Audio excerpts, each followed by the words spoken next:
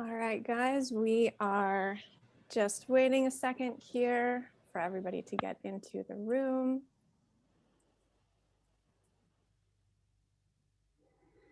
All right.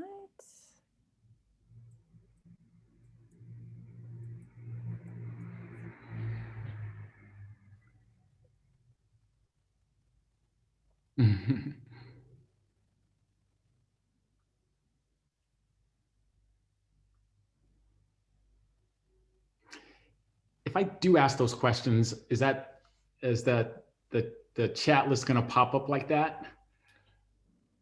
Only we're able to see the chat, Chris. Okay. Yeah. All right. Yeah, we're only able to see the chat. Because I see it now, but I'll be in a different window. Yeah, you'll be in a different window. Yeah, you can minimize it. So. Got it. All right, guys, we're still just waiting for everybody to get on in. We got a lot of people coming here today.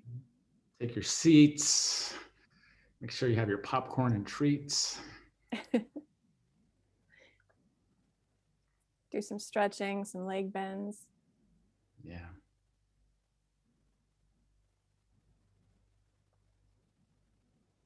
Wow, they're talking a bunch. Yeah, a lot of people. I think my kids are signing in on this. That's awesome. Yeah, they've seen it like dozens of times because I did it like, at the house. So they kind of know it by heart. So.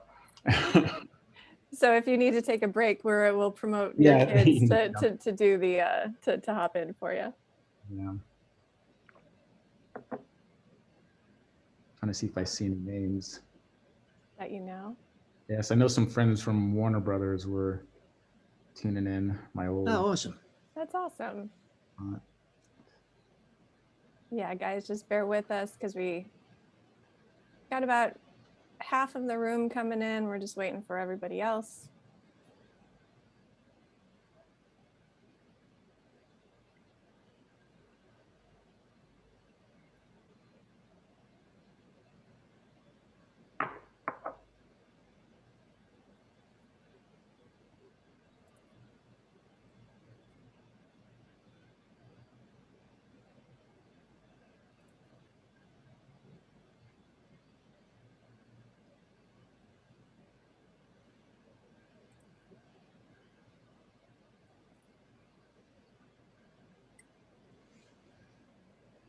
Wow.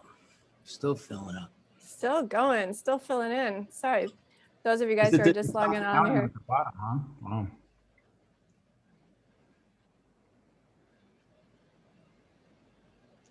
Wow. You all need an opening act. That's too funny. Yeah. If we would have known, man, we would have known. I guess we should have known with over 20,000, but right. We could have had a band play or something. A juggler.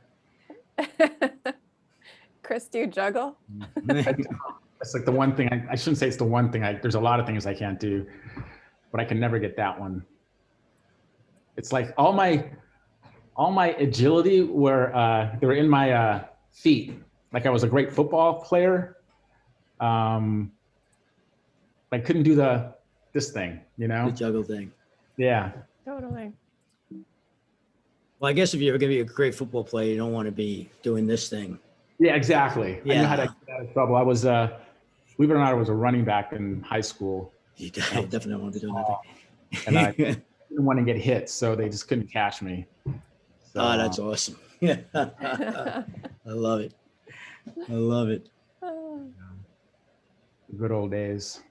Al Bundy. All right. Well, I'll just give it like 30 more seconds, and I think we should probably. And everybody who isn't here will have to catch up. Yeah, we'll have some. We're going to talk some before it starts anyway. So. Yeah. All right. So, all right, guys. So as you're getting in here, we're going to start getting set, and RB, I'll turn it on over to you. Thank you, Amanda. Hello, everybody. Welcome to the Stage 32 Netflix TV pitching workshop with Christopher Mack, the wonderful and amazing Christopher Mack. This is a really exciting just an exciting event for the entire Stage 32 crew. Because if you're not familiar with Stage 32, and we've had over 20,000, it's going to be much higher than that by the time we're done, register for this thing. And I know a lot of you are new to the platform. This is what this platform is all about. This is the mission of the platform, what you're seeing in front of you today, which essentially is democratizing the entertainment business, leveling the playing field for all creatives and professionals worldwide. And we've been doing it for the last 10 years. We now have over 750,000 members, creatives in the platform. We work with over 4,000 executives that provide education and services for Stage 32. And it has been really a remarkable 10 years. And to have Chris be here today is, I just can't explain how rewarding it is for all of us, for the entire Stage 32 team, and the 10 years that we've put into doing this and being at that forefront of the democratization of the entertainment business. So I just wanted to tell you guys real quick, if you're not familiar with the platform, we do this in 3 ways. We call it the 3 divisions of Stage 32. The first division is the social media division. So unlike your broad-based social media platforms, you will not find pictures of dogs and salads.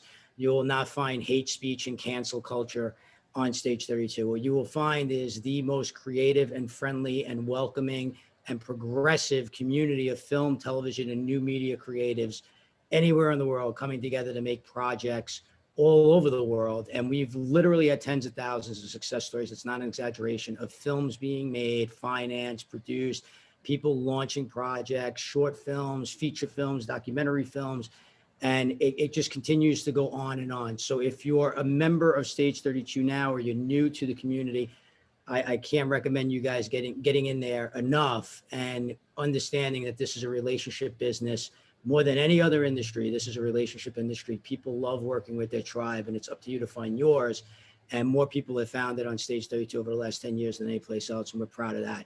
The second division of Stage 32 plays into what you're seeing today, which is our education. Amanda Tony, who's in front of you and who's going to be your host for today, has curated 1,500 hours of film, television, and new media education. 1,500 hours. It's the largest library of its kind anywhere in the world. And we bring in people like Chris to come teach, people that are doing it right now, people that are in the mix right now, so that you get truthful, which is very important for us, transparent, which is also very important to us, but also actionable information, which is very important to us as well. So highly recommend checking out our education library. It covers every single profession above and below the line. Anything you're doing in the industry, we have education for you. And then the third division of Stage 32 is our script and development services division. I can't say much more about these except that the industry comes to us for script and project development services. They use our services. We have, again, over 4,000 executives that work directly with you, that you could choose from to work with you on your projects, to get them off the ground, to get them where they need to be, and to get them made. And we have a ton of success stories regarding that as well, or from that division as well. So more on that as we move along, of course. And I just highly recommend that when we get done today, that you get onto Stage 32.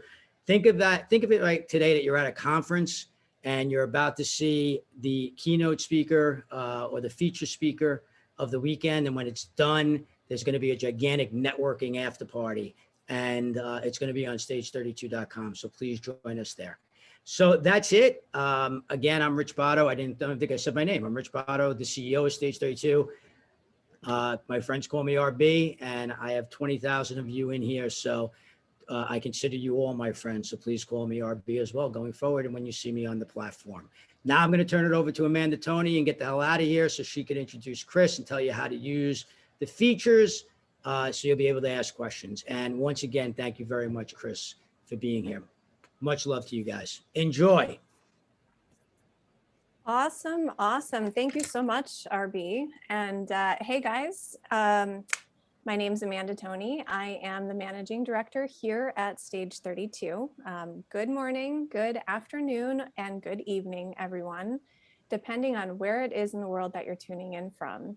I have been reading the chats as everybody has been typing in here, and it looks like we have people from, let me look here. We've got UK, Switzerland, Germany, South Korea, Brazil, India, South Africa, United States, Spain, Bulgaria, Thailand, Ireland, Greece, Australia, Argentina, Canada, Iceland, Hungary, Hawaii, Turkey, France, Netherlands, Chile, Sweden, Japan, New Zealand, Portugal, Nigeria, Austria, Malaysia.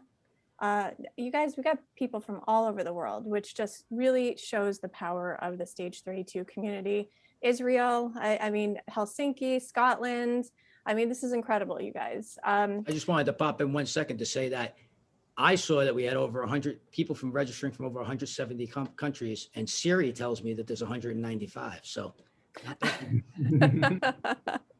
I love it. Well, that just goes to Poland. Amazing. I'm Polish, so welcome from Poland. Trinidad and Tobago. Wonderful. We've got a program with the team down there in that region, the Caribbean region.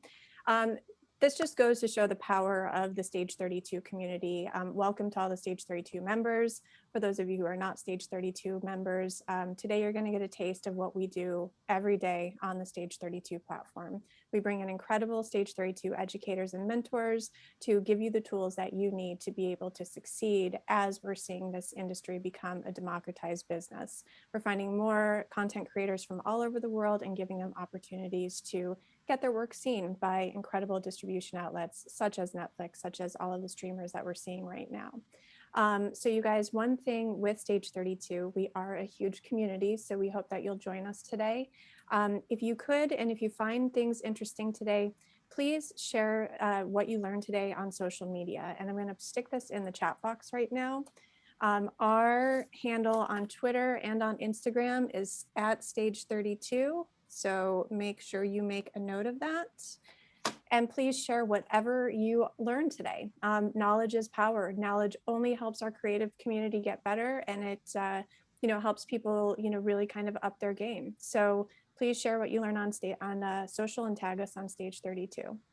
Second thing is we are able to see your comments and your questions here as administrators. So we are going to be working and looking at everything throughout the day. There are over 20,000 people in here, so we'll try to get to as much as we can. We have a team that's responding privately, so just know that we are seeing what you are typing. And then finally, we do want to keep the conversation going with everybody while you're here. So I'm going to put in the chat box right now. We have opened up 2 rooms on Stage 32. One is for our screenwriters. I just stuck the link in the chat box for everybody to see. And then one is for our producers and our filmmakers. So if you guys want to be chatting in real time with each other, please feel free to check out those links, head on in there. You do need to be a Stage 32 member in order to be able to comment and share within those lounges, but please feel free to join us in the screenwriting lounge and the producing lounge. And again, this is a lot of what we do day to day on Stage 32. So just before I turn it over to Chris, we're going to have a lot of really great information. This will be recorded, and if you do want to watch the replay, you can watch it inside your Stage 32 account. You do need to have a Stage 32 profile in order to be able to watch the replay. So you'll be able to find that in your education under My Education.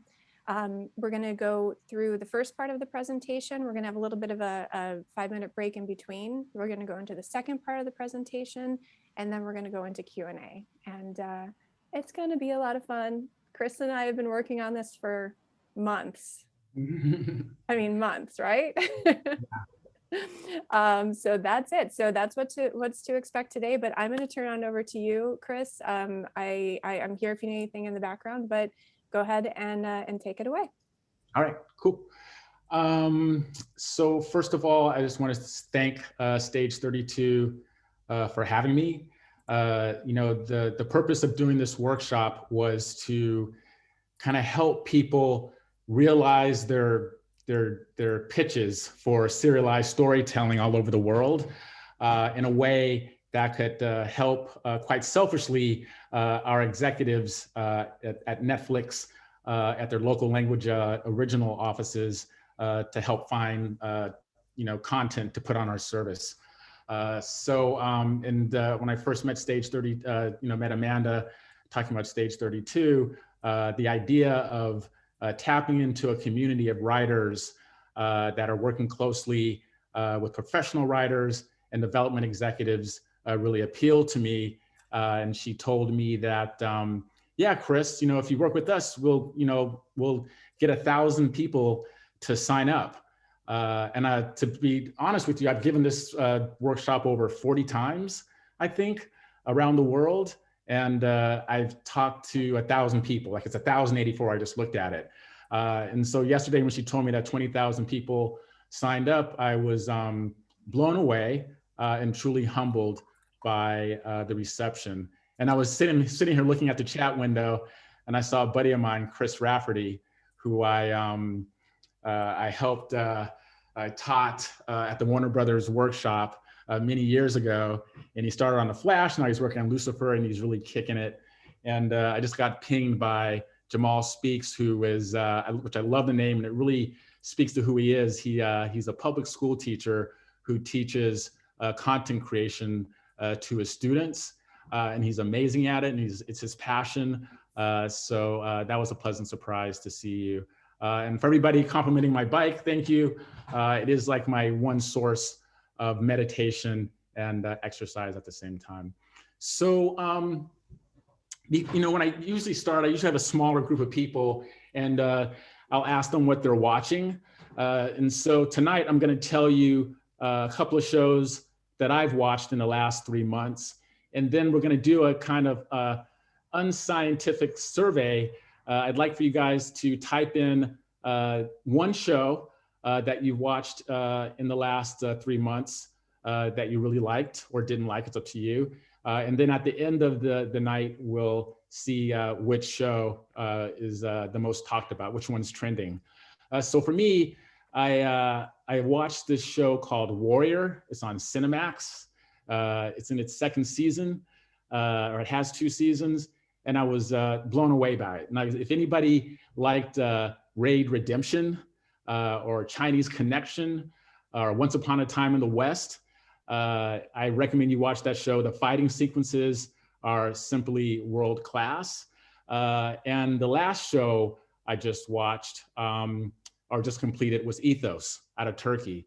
And that's like the polar opposite of Warrior. And it is amazing. Character studies, nuanced, written by a Turkish playwright. The way it's shot, so beautiful. And I'm currently watching Snowfall, which is pretty good too. All right, so why don't we, The Boys, love that too, Queen's Gambit, they're all good. Barack Obama put down The Boys as one of his top 10 TV shows to watch. So let's share this screen and get into the workshop. Okay. And it's the wrong title. That's fine. So the pitch workshop. How do I do this? Seems to be stuck. Let's see. Okay. Perfect. So my name is Chris Mack. I was I started my career in the business about 25 years ago at NBC. It was the same year that they picked up Friends and ER. So it was a special time in the industry. It's the beginning, it's the golden age of television for sure. The first show I ever covered was this show called Fresh Prince of Bel-Air. Worked with Will Smith. It was the last season. It was a little challenging. People were kind of ready to go, and Will Smith was ready to become a international superstar on Independence Day. But so what happened was I kind of got into a fight with my boss, he couldn't quite fire me because I had an email that kind of protected me. But I knew I had to leave. So I decided that I was going to look for another job, but that I would write a script because I wanted to understand the writing process, because I felt that that would help me be a better executive if I understood, what a writer goes through. So I wrote this spec homicide script. I wrote it and I realized it was hard. And the first thing I realized is the last thing you want to do is give it to somebody to read and take notes, right? It's like calling your baby ugly. So I didn't even tell my girlfriend, who I'm now married to. I put it away and it's a great exercise. Now, no, let me go look for a job. So I basically, 2 months later, I'm walking down a hallway and I literally had a Neo moment from The Matrix. Remember that? I met my Oracle. It was this Black woman who was from travel. Her name was Gwen. And she stopped me. I said hello because at the time there was like literally like 3 Black people working at the network and she was one of them. And she said, "Hey, you're a writer now. You need to tell your story. The world needs to hear your story." And I said, "Wait, how do you know that?" And she goes, "Oh, I'm sorry. I have this gift and I felt if I didn't say anything that the Lord would be upset with me." And I'm sitting there kind of stunned. And then she goes, "And you're having a hard time at work, aren't you?"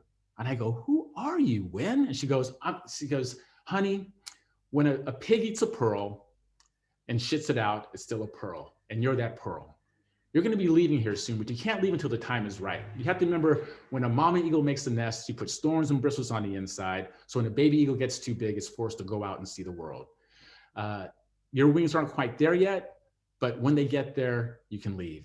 And then she finished by saying, "And I can see that your gift is going to be the ability to whisper in people's ears to help them find their creative vision." So I kind of took that story home to my girlfriend. We had done that thing where, you know, you're living in 2 apartments and it's like, "Hey, why don't we live in 1 apartment?" So I just moved in and I told her the story. And the look on her face was, "Oh my God, I just got the okie doke. I moved in with the studio executive and now he wants to tell me he wants to go be an artist," right? I might as well have asked her if I can go play a guitar on the porch. And so she goes, "Nice story, but let me read the script. And if it sucks, I prefer you keep your day job." And I said, "You know what? That's why I love you, boo." And so she takes the script, goes into our room, and 45 minutes later, she comes out and she goes, "I believe in this. You can do this." And so that's what I did. I went off and I became a 1-hour drama writer. I worked on ER and The Practice. I did it for 7 years. And I got to tell you, the whole time I felt like an imposter. So before I left, my direct supervisor, and not the executive who I got into a fight with, but one of my mentors, Joanne Alfano, she read the script and said, "You know what, Chris, this is actually really good for, you know, a first time, but I'm just concerned that you don't really know what your voice is as a writer." And I just think a writer should know their voice before they're paid to write somebody else's vision, right? Because that's the job of a TV writer. You go into a writer's room and you write what the showrunner wants you to write. And I was like, "Joanne, this ship has sailed. I'm out of here." And she was so right, because I felt like I was an imposter, right? I was sitting in rooms with writers who had been writing since they were like 8, right? Or they were playwrights in high school. They had written novels. They were journalists. And they were talking about writing in a way that I just couldn't understand. It's like, you know, when you play high school football and then you get into the pros, the game speed's just different. That was my experience. So I had some pretty good success, as you can see the shows I was on, And, but after 7 years, I was, I might as well give you the full story since we're all here together. So I would give my wife scripts to read, right? She was kind of my muse. She would tell me what was good, what wasn't. She would give me notes. She even gave me notes on my ER script. And I gave her this script one day and she looked at it and she handed it back to me and she said, "I don't want to read this one." And I go, "Why not?" And she goes, "Because I don't believe in this anymore.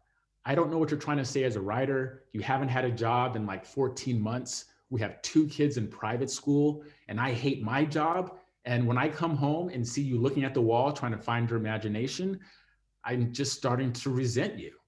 And so at first I was angry, but then I realized that here was this woman who had probably been living with this for several months, and she was trying to figure out how to crush her husband's dream and keep the marriage intact. And so we agreed that I would go back to being an executive, and I ended up at Warner Brothers. And I was actually relieved. But what I really discovered was when I started talking to writers and showrunners about their shows, they would call me up afterwards and say, hey man, I really appreciated that conversation because you were helping me get to where I needed to go versus just giving me notes, right? And so then I realized that in my desire to understand what it meant to be a writer, it wasn't enough just to write one script, but you had to walk in the shoes of somebody whose net worth is dependent on their creativity and the anxiety that comes behind that, right? This idea is like, oh my God, what if I get find out? Or what if I don't have another idea? Like that stuff is kind of always hovering around us. And so I realized that the great writing experiment was done, and this is where I needed to be. And so because I was a writer, and I oversaw shows as well, I oversaw Smallville and 2.5 Men, my boss, Melinda Hagee, said, you know what, Chris, why don't you run the Warner Brothers television workshop, because they're giving it to me and I don't have time to deal with it. And so since you were a writer and executive, you take it. And that's what I did. And the kind of strategy behind the workshop was to make the graduate the best staff writer that they could be. So when they get on a staff and they crush it, all the upper level writers, when they go to different shows, they're going to bring those writers along, give them other opportunities. And about halfway through that, I was also able to start a director's workshop with the DGA, and we had great success there. So over 10 years, I had the privilege of starting the careers of almost 100 writers and the careers of over 50 directors over that 5-year period. And because of that success, the studio came to me and said, hey, Chris, we want you to create a digital studio that will find emerging talent and create premium short form content. So this was about 3 years before Quibi, right? And about 3 years in, I could have told Quibi that maybe this wasn't a great business model, but it was probably too late for them. They didn't want to hear anything from me. So, but we did have some limited success. We sold 2 shows to Netflix. One was called It's Bruno, about this guy and his dog in Brooklyn, and it's Slick. It's Slick, who's a kind of a big time director now, who had a personal story about his pug. And if you love dogs, it's super funny. Check it out. And we also produced this other show called Special about Ryan O'Connell, who is gay and has cerebral palsy. And the tagline there, he was out as being gay, but not out as being disabled. And it really resonated with the LGBTQ community and the disability community. And as a result, Netflix picked it up for a longer form 2nd season, which I believe they're filming now. But then the merger happened, and I just kind of saw writing on the wall. I didn't want to be involved with AT&T. I didn't really like their service on my phone. So I reached out to some friends at Netflix, and I got this job at Netflix in Amsterdam, where I am right now. Somebody asked me if I'm in Amsterdam. I am in Amsterdam as we speak. And we'll talk about that in a minute. And just some personal things about me. As you can see, I love to road bike, but I also love to take pictures. I've taken this camera to almost 26 countries. And my dream of dreams is I want to retire in 10 years and become an international set photographer. So keep that in mind, hint, hint. And this is my family. On the right is Noah Mack, who is an amazing writer. And wants to be a writer, and in fact just got into college, an early decision. And on the left is my son Nico, who is in college now, who has this amazing knack to like understand the story. Like he can tell you what's going to happen in the 3rd act, and he can tell you what's wrong with characters. So some of this stuff has kind of obviously run off me and into my kids, and whether it's hereditary, I don't know. And in the middle is my partner and love of my life for 22 years, Andrea. So there is, as RB mentioned before, there's 190 something countries. We are in over 190 countries. And we sub and dub all of our titles into 32 languages. And so when we release your content, if you're ever lucky enough to sell something to us, it just goes on blast everywhere. And it's always on, right? And we just passed the 200 million subscriber mark. And that really translates to over 450 million views because of the shared accounts. And each year, there's over 200 billion views per year, right? on our service. And in fact, when we had the whole shutdown in March in 2019, we had governments calling us saying, "Hey, can you turn down the resolution on your on your content because it's stopping up our broadband?" So that's a real kind of fascinating spec, and it was out in the press. So let's see. So Chris Mack, my title is Director of Creative Talent Investment and Development. And it's funny, when I told my family that, my one son Noah was kind of laughing out, and I said, "What are you laughing at?" And he goes, "I'm trying to say it 3 times fast and it's impossible." And my son Nico said, like, "What does that even mean?" And I was like, "I don't know, but I'm going to find out when I get there." So I have discovered what it means.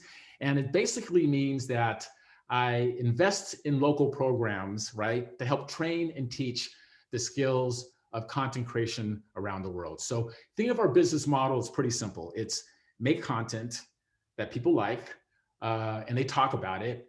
And the members tell their friends, and we get more new members, and we make more content, and it becomes a circle, okay? But in order to make that content, we have discovered that we actually may not have enough writers or enough crew to help produce all the content that we make. And in addition to the content that we make, to Disney and Amazon, right? And HBO Max, which is kind of coming out there. And then you have to take into account the local broadcasters. So how are we gonna, make that happen so we don't, so it doesn't prevent us from meeting our content growth strategy. Okay, so development is developing workshops that teach the art of serialized storytelling to writers and producers, because we would like the producers to be on the front line in finding those writers and developing the content. So by the time it comes to us, it's like a real series and not just a germ of an idea. And so a lot of times what we're getting are just really germs of ideas and some good characters. And if it gets close enough, we will buy it and then have to develop it, but it just adds to the development process, and it just makes it a heavier lift for us. So I just want to have some thoughts before we start. So I know let me get a drink of water. I know in the invitation, they said you're going to learn exactly how to create a pitch for Netflix. Well, that's not necessarily true, because if I knew how to exactly create a pitch for Netflix, that means I'd know exactly how to create a pitch for a lot of other broadcasters, and I wouldn't be here and I would be doing this. But we will share with you are some of the best practices of how to create a pitch. And I also want to kind of make clear that this is not a structure that, this is not a format that you have to live and die by, right? There's no one way to pitch an idea or even to write an idea. So I just want to be clear that this is just to give you like a good idea, a structure, so you can make it your own, okay? Use what works for you, throw away what doesn't, but just make it your own, because that's very important. Like I even say that when we give notes to people, it's like, don't take my notes verbatim, take my notes and make it in your vision, and then that's what we want to see. So will you be able to save the world like our heroes in the Umbrella Academy after you take this workshop? The answer is no, but you will get some ideas on what to pitch. I'll give you some insight into what we like to call the Netflix essentials, and then you'll learn how to create a pitch document. So when you're brainstorming for ideas, let's put this over here. When you're brainstorming for ideas, oh, it's so weird when I try to, that little table tab was stuck there. Okay, so when you're brainstorming for ideas, think about some of what the hot button topics are in your country. So I'm speaking to a global audience now, right? That haven't been explored in film or television, right? What do people want more of that the linear channels aren't giving them? Teen sex, family scandals. We like to call this the edgy stuff. What are the proven genres that you can kind of turn on their head? There was a show called Kingdom out of South Korea, which took the zombie genre and put it into feudal Korea. And it not only was it successful in Korea, but it was wildly successful in Europe and America as well. And is there a broad enough audience for your series? So if it's niche, if it's like indie, it's probably not the right show for us. And I say that kind of hesitantly because if you look at Ethos, like that show is pretty independent. So you always have an outlier every once in a while. But we definitely like to go for the big swings, the big kind of ideas, because those are the shows that really get people watching on our service and talking about it and getting their friends to watch it and become members. And so if you know any on-screen talent that the audience would love to see, definitely make a deal with them, bring them to the table, because we do believe that actors will bring eyeballs to the screen. And again, IP, any life rights are great. If we look at Lupin out of France, amazing. It's one of our best shows ever. And we understand that it's being driven by the IP. But what's really fascinating about Lupin, I think, is that it's a Black man who's playing the character of a traditionally white character, and he's being embraced by everybody around the world. And that's telling you something about the changing demographics and the appetite to see more diverse content. And if you bring us something that you say like, hey, we're going to take this to the broadcasters, we thought we'd bring it your way, see if you're interested, we'd probably say, you know what, if it's right for the local broadcaster, probably not right for us. Thank you. But if you have something that's more unique, please bring it to us. And so a lot of times in other countries that aren't the United States, people ask, okay, does it have to be successful in the United States? And the answer is no. We call it local language originals. And the idea is we want to work with local talent, local writers, local producers, local directors, local crews to create local content that shares your culture in a very kind of commercial way. And what we found is the content that's true to their culture is the content that actually travels better than the content that tries to be Americanized, right? And I think part of it is maybe it's because with COVID, this is our way of traveling and seeing different cultures. Maybe that's it, I don't know. But whatever it is, stay true to your culture. You can still have an action series or a sci-fi series or a love story, but make it in your voice, in your culture. So tonight, I'm going to talk a lot about Breaking Bad and the way it's one of the iconic character-driven series. I hope you've had a chance to watch it, and if not, I might have some spoilers, but I will tell a story, and you will be able to follow along. And our goal today is not to teach you how to write. It's basically to remind you of the right questions you should be asking when you're thinking about your series. We're going to provide a format that it's simple and concise in the way you deliver the information about your series, so it's easily digestible by the buyer, right? So you don't want a buyer who's looking at something going like, what are they saying? What's this? Wait a minute, who's that? Because that just frustrates them, and it probably decreases your chance of it getting sold by, I don't know, maybe 90%. And then I'm going to offer a process in terms of looking at how to, construct your story in a way that follows the traditional way of structure, but kind of incentivizes you or forces you to look at it through the character's perspective. Okay, the Netflix essentials. So Aristotle, widely known as the father of the three-act story structure, believed that plot, character, and thought being theme, were the quintessential elements to telling a story. And he believed that plot was more important than character, okay? But what we found on Netflix is that character is actually just a little bit more important than plot, because character-driven series are the ones that tend to be more bingeable. So we always wonder what would happen if Aristotle had Netflix. Would he change his mind and switch it up and say that character is actually more important than plot? So let's dig in a little bit deeper about what a character-driven series is. So viewers develop relationships with characters, not plot, right? So my wife, Andrea, she's a talker. Like, she talks at the screen, and my sons and I, we kind of look at each other and we kind of laugh, but she is fully engaged if she loves or even hates that character. And besides, there's only really kind of 7 stories or plots that are out there, but there's thousands of different characters that we can weave into those plots to tell different and new stories. Stop it. Okay, there we go.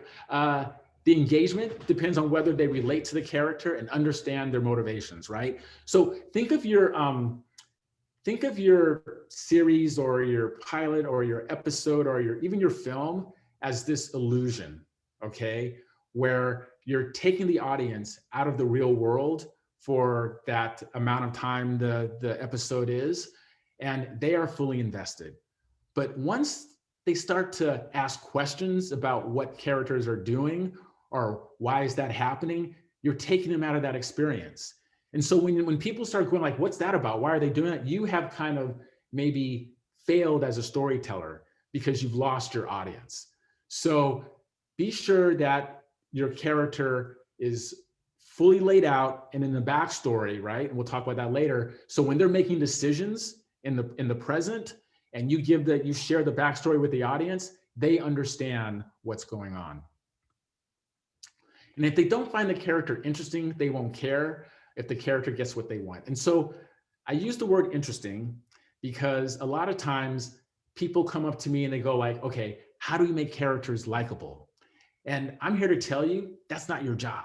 Your job is to make your characters interesting and to get us invested in what they're doing. And then we will like them because we'll be on board, we'll be invested in if they're gonna, reach their goal or not.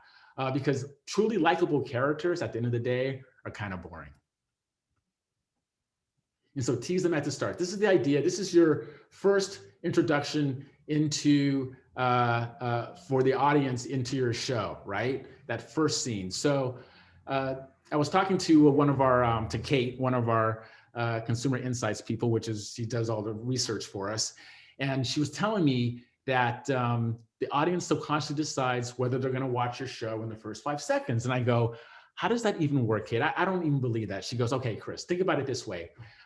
Let's say you meet somebody on Tinder, you go on a blind date. I go, I've been married for 22 years, I miss it. She goes, okay, just go with me, Chris. So you meet somebody on a social platform or somebody hooks you up with a blind date, you walk into the bar, you see them. In that first 5 seconds, your mind tells you whether you like them or not, right? But we're gonna be respectful, we're not rude, we're not gonna ghost them. We go and sit down, we have a conversation, and who knows, maybe we'll find some bonding together. Maybe she likes riding a bike, right? We have something in common. So this is your opportunity to get that first yes with the teaser. They may tune in and their mind might say this might not be a show for them, but there might be something in that teaser that makes them want to stick around and see what else is going on. So that's an opportunity to grab them. A good teaser will give the audience a taste of who the character is, the central conflict, and the world, okay? And every episode after the pilot episode should have a teaser, okay? Unless the start of the episode is picking up exactly where the last episode ended, and that's usually in the middle of a dramatic plot twist at the end of the last episode. Strong narrative drive, not to be confused with the pace of a show, doesn't need to be fast. If you think about Breaking Bad, that show is kind of slow. And it was done by design because budgetary constraints. A lot of that show is 2 people sitting in the room, right? I remember Alfred Hitchcock once saying, watching 2 people sitting at a table eating dinner is boring, but if you pan down and you show a ticking bomb, now you've got something.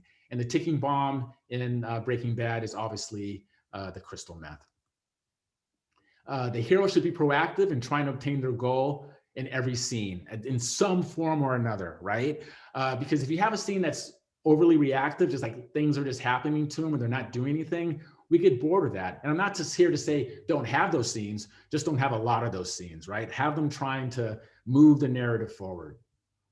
And each scene should have, and the way you do that is you have the scene, each scene should have the emotional arc and or plot moving forward because the viewers, they want new information. So if you look at your scene and one of these things or both of these things aren't happening, you might want to think about re-looking at the scene or getting rid of the scene. But at least if you have one of them happening, at least you're moving either the plot or the character arc forward, and that's good.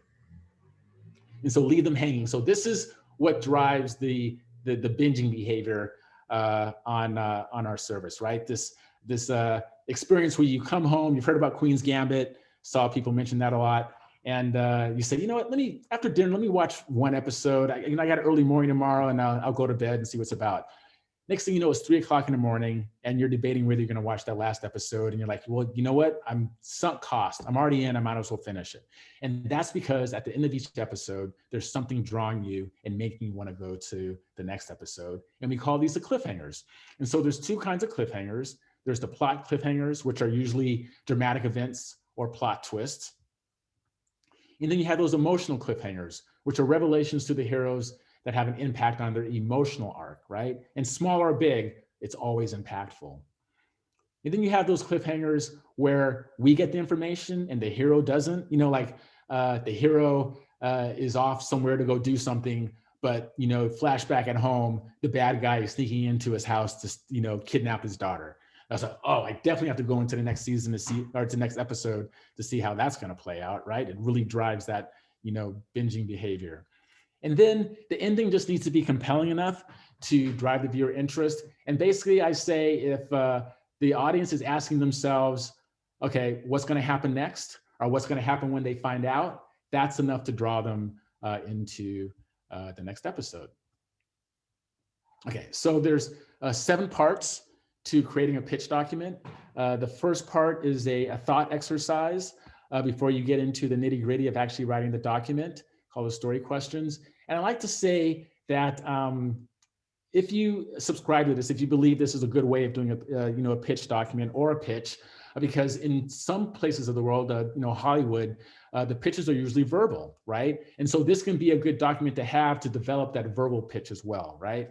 But what I like to say is each section is a tasty portion of information that's gonna entice me to want to see more of your pitch, okay? Versus what we usually get a lot of times is we get an information dump on those first couple of pages, right? They try to get in the story, the characters, the world, the tone, just everything in those first few paragraphs. And I got to tell you, you're not selling us, you're confusing us. We're just like lost, okay? But if you break it out in sections that are clearly detailed and concise about what you want to say, we truly appreciate that. And so some frequently asked questions. What's the difference between a pitch document and a Bible? For us, Bibles have episode summaries at the end and pitch documents don't. And episode summaries are just kind of fully realized episodes, right? Sitting down and kind of understanding, in a paragraph or two, like what that episode is going to be, where I'll go back a second.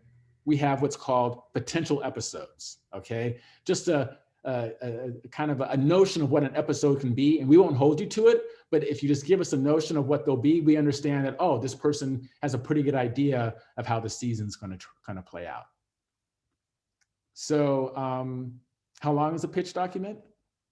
Depending on the number of characters, they should range anywhere from 5 to 10 pages. And again, this is of text.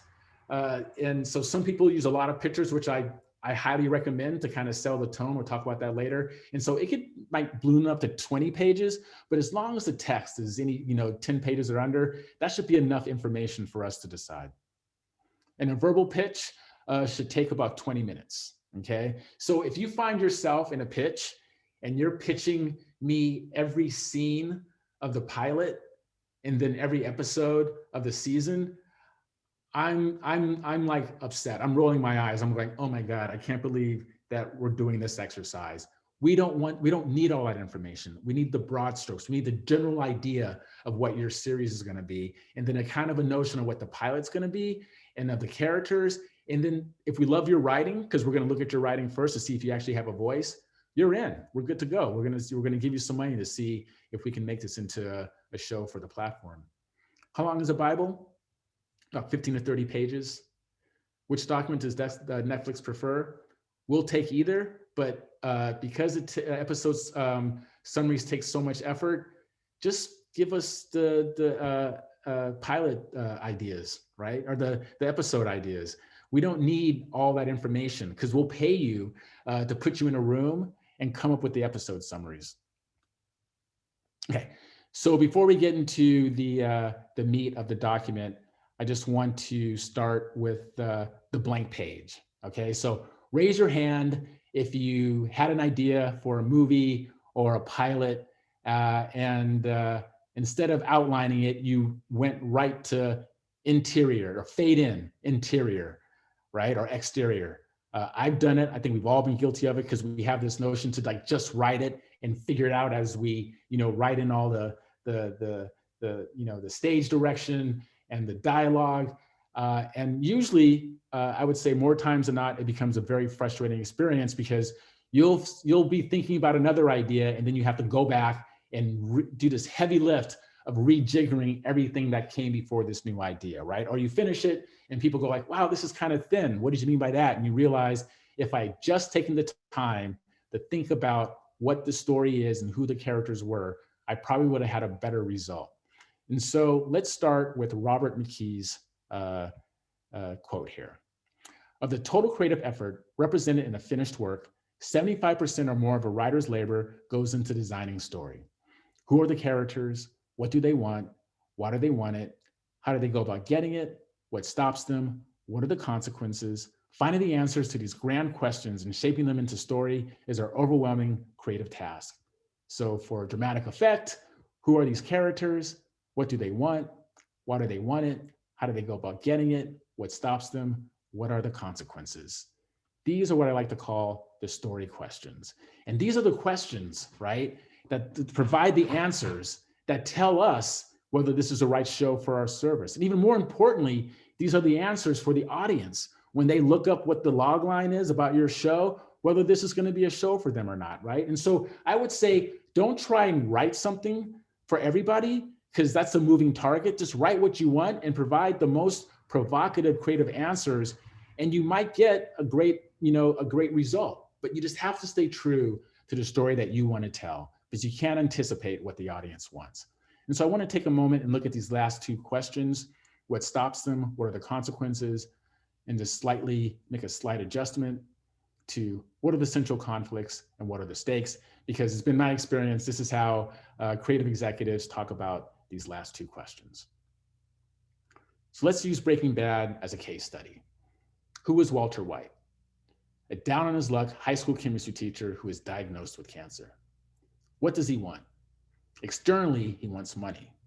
Internally, he wants to be awake, right? He'd been dormant for so long and forgot about how to live. And so this is important, right? Because you want your character to be layered. You want them to have the external goal, which is basically said in the first act, you must do this. But this internal goal is this thing or this need that we discover along with the character. They don't even know that they need it, right? And sometimes they don't even get that external goal, but they satisfy that internal need. And the characters and we are satisfied by that. And I think of Three Kings with George Clooney, right? Great movie where they're going there to steal the gold or the cash, right? But along the way, they find these refugees that complicate everything. And at the end of the day, they don't end up getting their money, but they do save the refugees. So their souls were saved, right? And we feel good about it because they learned a lesson and they're resigned about it because they did a good thing, right? So remember, this is so key to making sure you understand what those two trajectories are. Why does he want it? Externally, to provide for his family.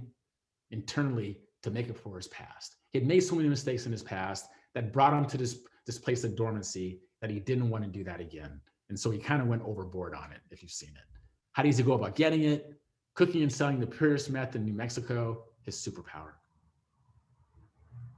What are the central conflicts? Family, drug dealers, the law.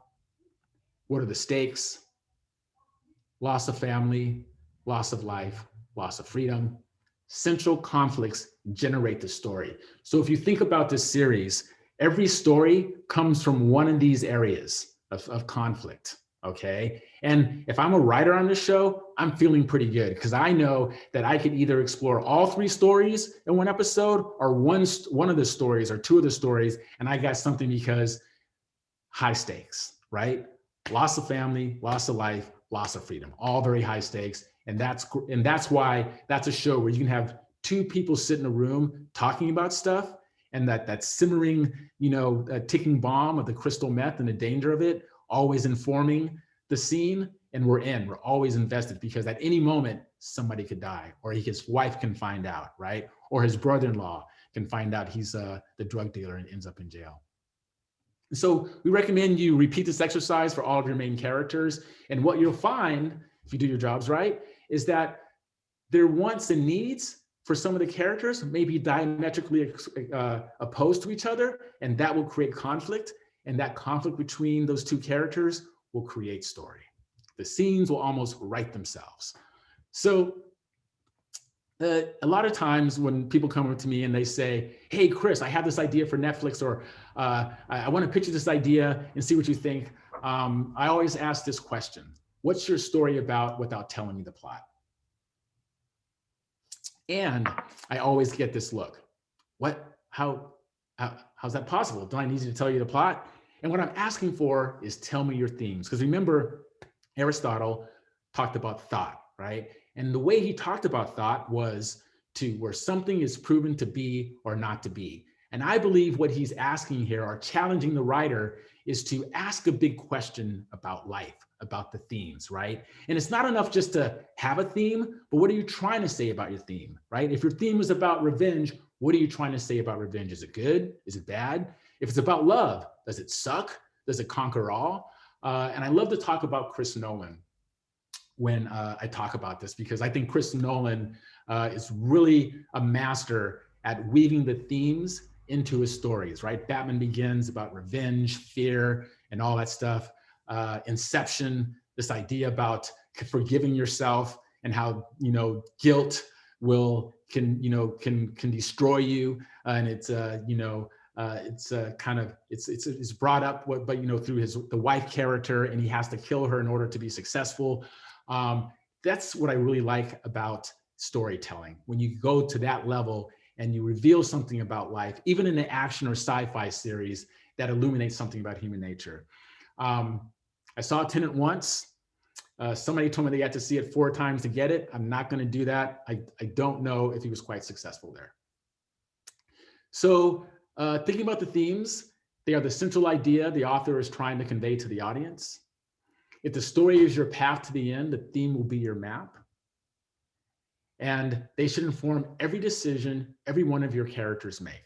Okay, so what I mean by that is you're the creator. So like 2 and 3 are tied together, right? If you know what theme you're going to explore, and if you know what you're going to say about your themes, then your characters have to tell that story.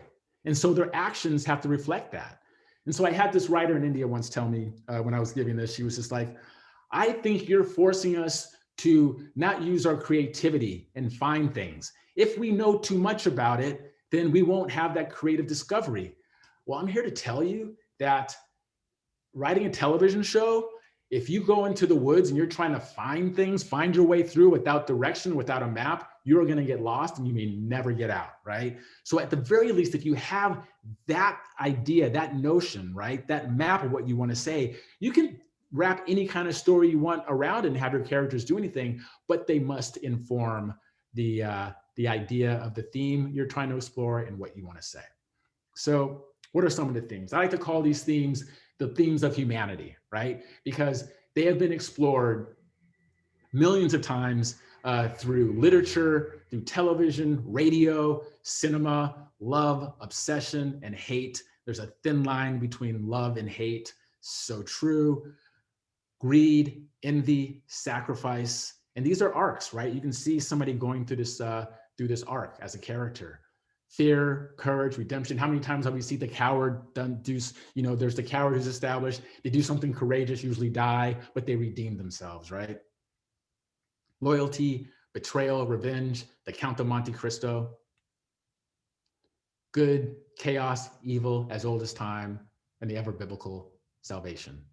So the next time you see me and you say you have an idea and I ask you the question, try answering the question this way. My story is about, plus your central theme. And this is only one of the themes I believe in Breaking Bad, but is the one that resonates with me. Breaking Bad is a story about how greed and power can corrupt the soul.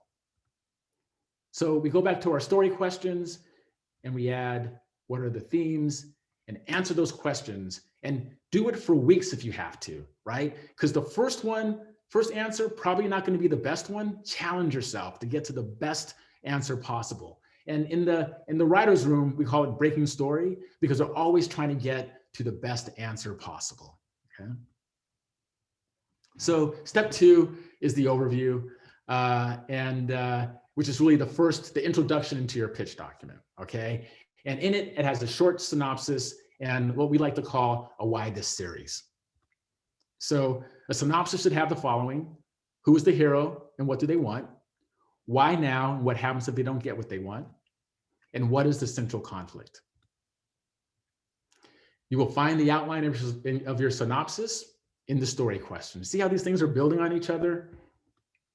So this is my version of the overview for educational purposes. The version that Vince Gilligan did is actually very different, but we're trying to prove a point here. Okay, so Breaking Bad is a family drama about a down on his luck high school chemistry teacher who turns to cooking meth in order to provide for his family after he is diagnosed with terminal cancer. Armed with his intellect and the best meth on the market, he will outsmart rival drug kingpins in the DEA to become the biggest, baddest drug dealer in New Mexico. The only thing that scares him more than being killed or locked up is being found out by his pregnant wife and teenage son. Breaking Bad will explore the themes of family, greed, and power. So the first sentence has the who, what, and why of our series, right? So like I'm saying this is a great sentence. And in fact, if someone pitched this to me, that first sentence, like I'm leaning in, I want to know about it, right? But we immediately know what kind of character will be driving the story.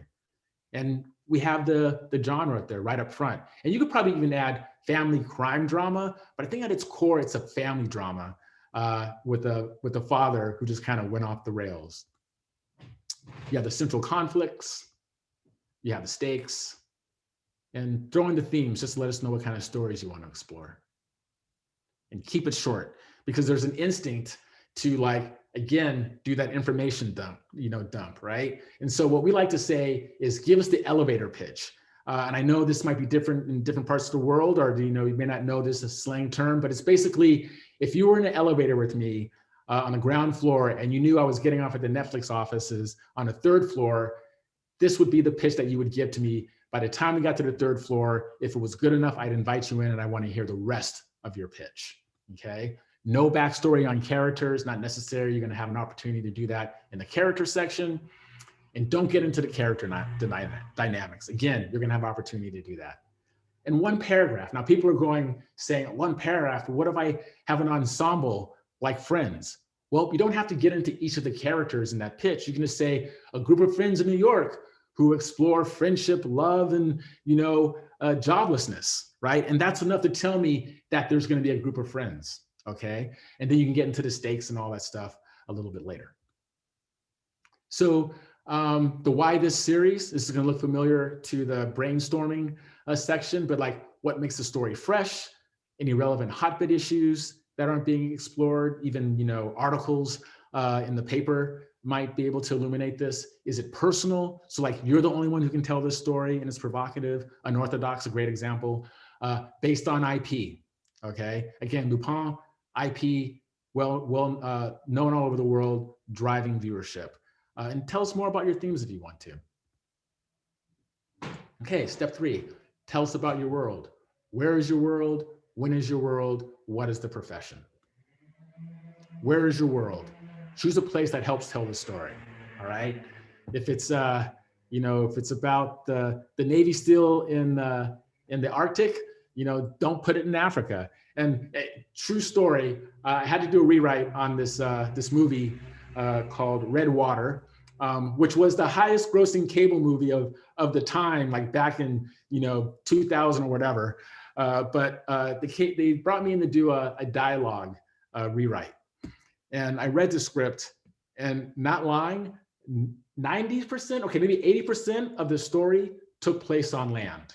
All right, and we're talking about, this is about a freshwater shark, right? A bull shark that can come into the ocean and swims up the Mississippi or something like that.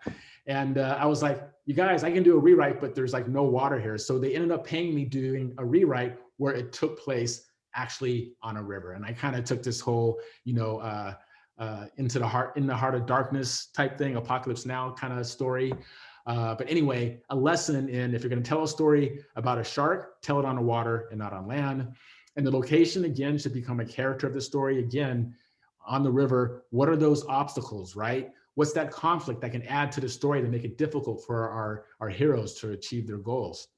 And do your research, right? If you didn't come from this place and you've never been there, go online. There's lots of information. You can hire people to do it, because that's going to give you the stuff to help you tell your story, to make it deep and interesting, immersive. When is your world? The past, the fantasy, and the future are very expensive to make or to produce. So make the when necessary to the story. So if it's a love story and it takes place in the future with robots, and it's just a regular love story, then why are we doing this, right? And if it's a love story between two people and they discover they're robots, okay, we're onto something. We're getting a little bit closer. And if you do a period piece, make sure it's you know, try to find some historical event that drives the narrative, right? Because just to have two people, you know, sitting around and having to recreate the 1920s, and there's nothing about the 1920s that adds to that love story, then we're probably going to be like, you know what, probably not for us, probably too expensive. And then if it's a sci-fi or a fantasy, this is your opportunity to write the mythology. And the mythology, whether it's a page or whatever, like really take the time to set up what the rules of the world are, because the rules are going to define the stakes, the conflicts, and what happens if you're not successful. I mean, Handmaid's Tale, perfect example. And even The Witcher is a good example about how the mythology truly sets up the world and what the stakes are. What is the profession? Again, what your hero does for a living will be part of the world. The more authentic, the more immersive. You know, Queen's Gambit, we're in, right? Who knew that chess could be so dramatic, right? But they did their research. They even hired, like, you know, one of the experts, one of the masters, to be a consultant on the set to make sure everything was authentic. And again, check out the profession, do that research, make it authentic, and the audience. And I truly believe this, even though we don't realize it, we appreciate it when we learn something about our content, right? If we go in, we may not think we want to learn something, but we appreciate it because, you know, new information is always good. So the tone. Okay, so this is, some people ask, okay, why do I need this? And for us, it helps us kind of figure out how many of a type of show to buy. Okay, so if we have too many dark shows, then that can really hurt us in the future when we're trying to program the service. So giving us some information about the tone just helps us, you know, become, you know, better informed buyers. So the feeling and atmosphere that you want the audience to feel. Okay, be intentional. Don't use a lot of you know, adjectives to really sell the idea. Just give us what is the tone that you want us to feel. Themes, you can talk about the themes. You know, sometimes themes inform the tone. Revenge is usually dark, right? But sometimes you could turn it on its head. You could have a revenge that's you know, dark, a revenge story that's darkly comedic.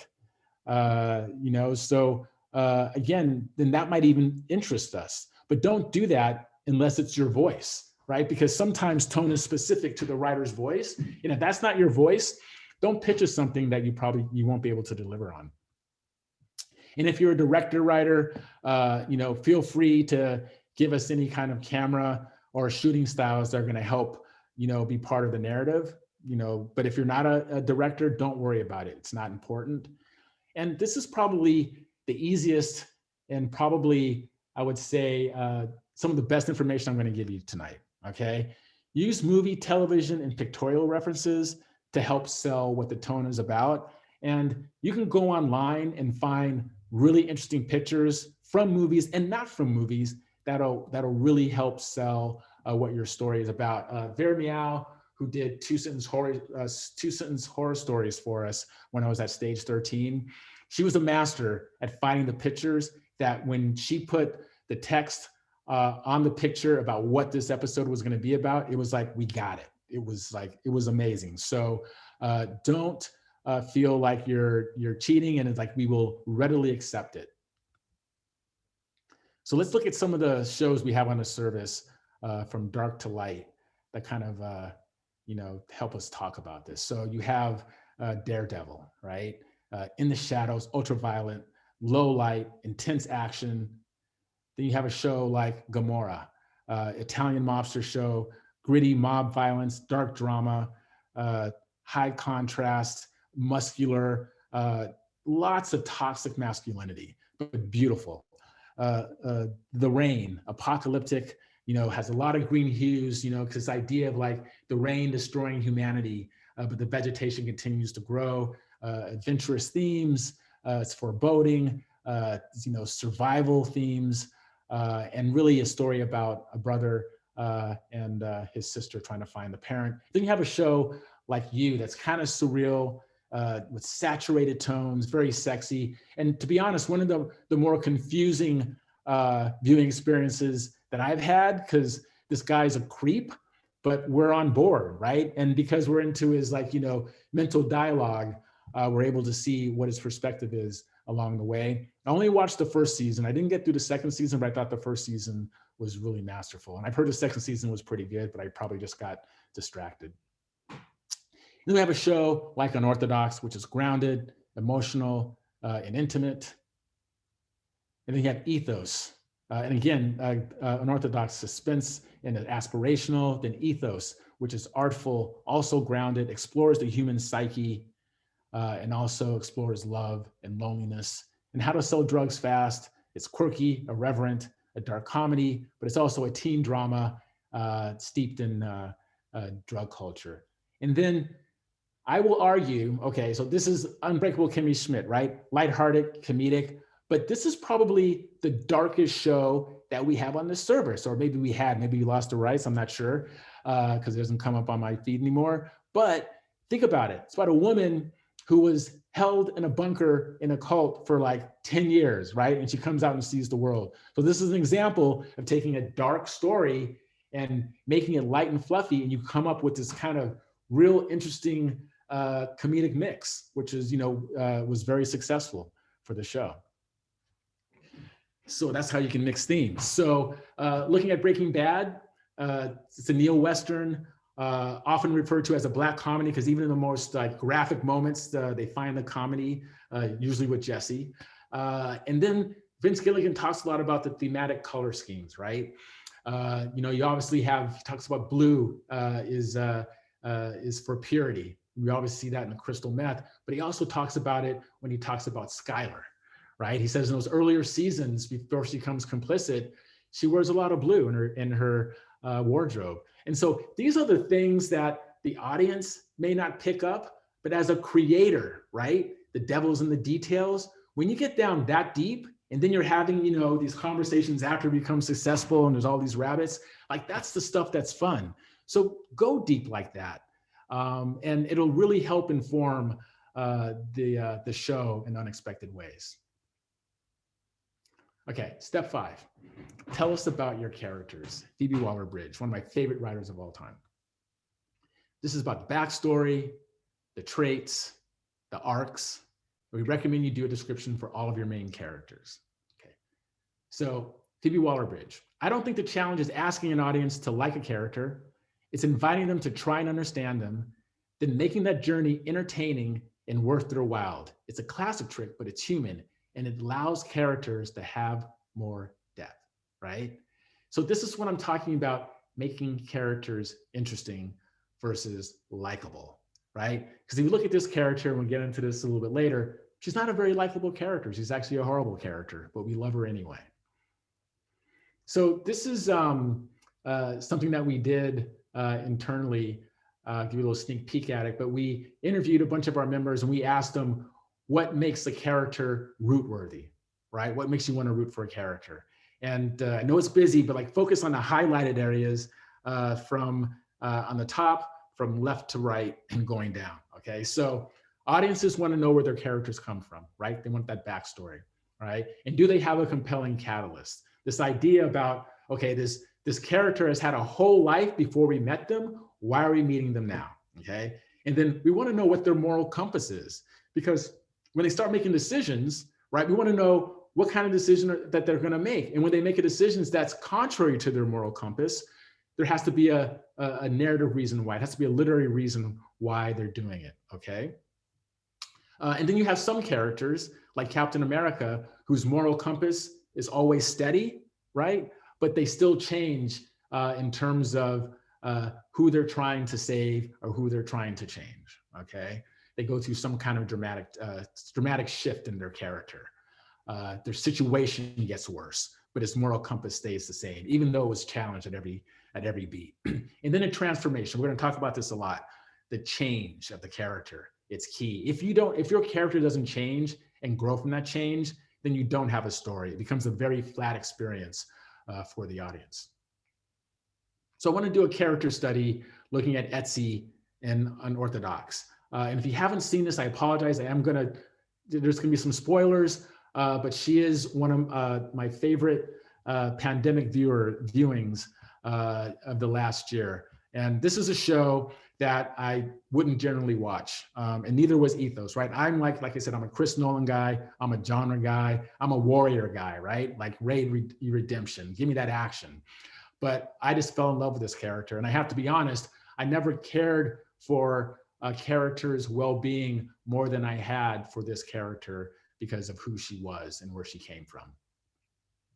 So when we first meet Etzi, she says, "I'm different." And so this is a series where they mess around with time. And that's a little bit of a lesson to you, right? Because even though they mess around with the time, with the flashbacks and whatnot, they are still telling a structured story. You are still getting that information in the way that you're supposed to be getting it, right? So I chose this picture because here's a woman who grew up in a Greek Orthodox community, and she knows she doesn't belong. And this is how she feels inside, right? Being the outsider in your own community, and she knows it, okay? The catalyst is she gets pregnant and her husband asks for a divorce before she can tell him, right? Because they have this whole thing about sex being painful for her.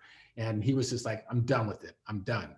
And so she has to leave. She has to escape to Berlin, okay? Where her mother is, and she's like, she has a citizenship there, and she wants to find a new life. But the stakes, right? The consequences of failure should be high, whether it's death, loss of freedom, loss of money, loss of love.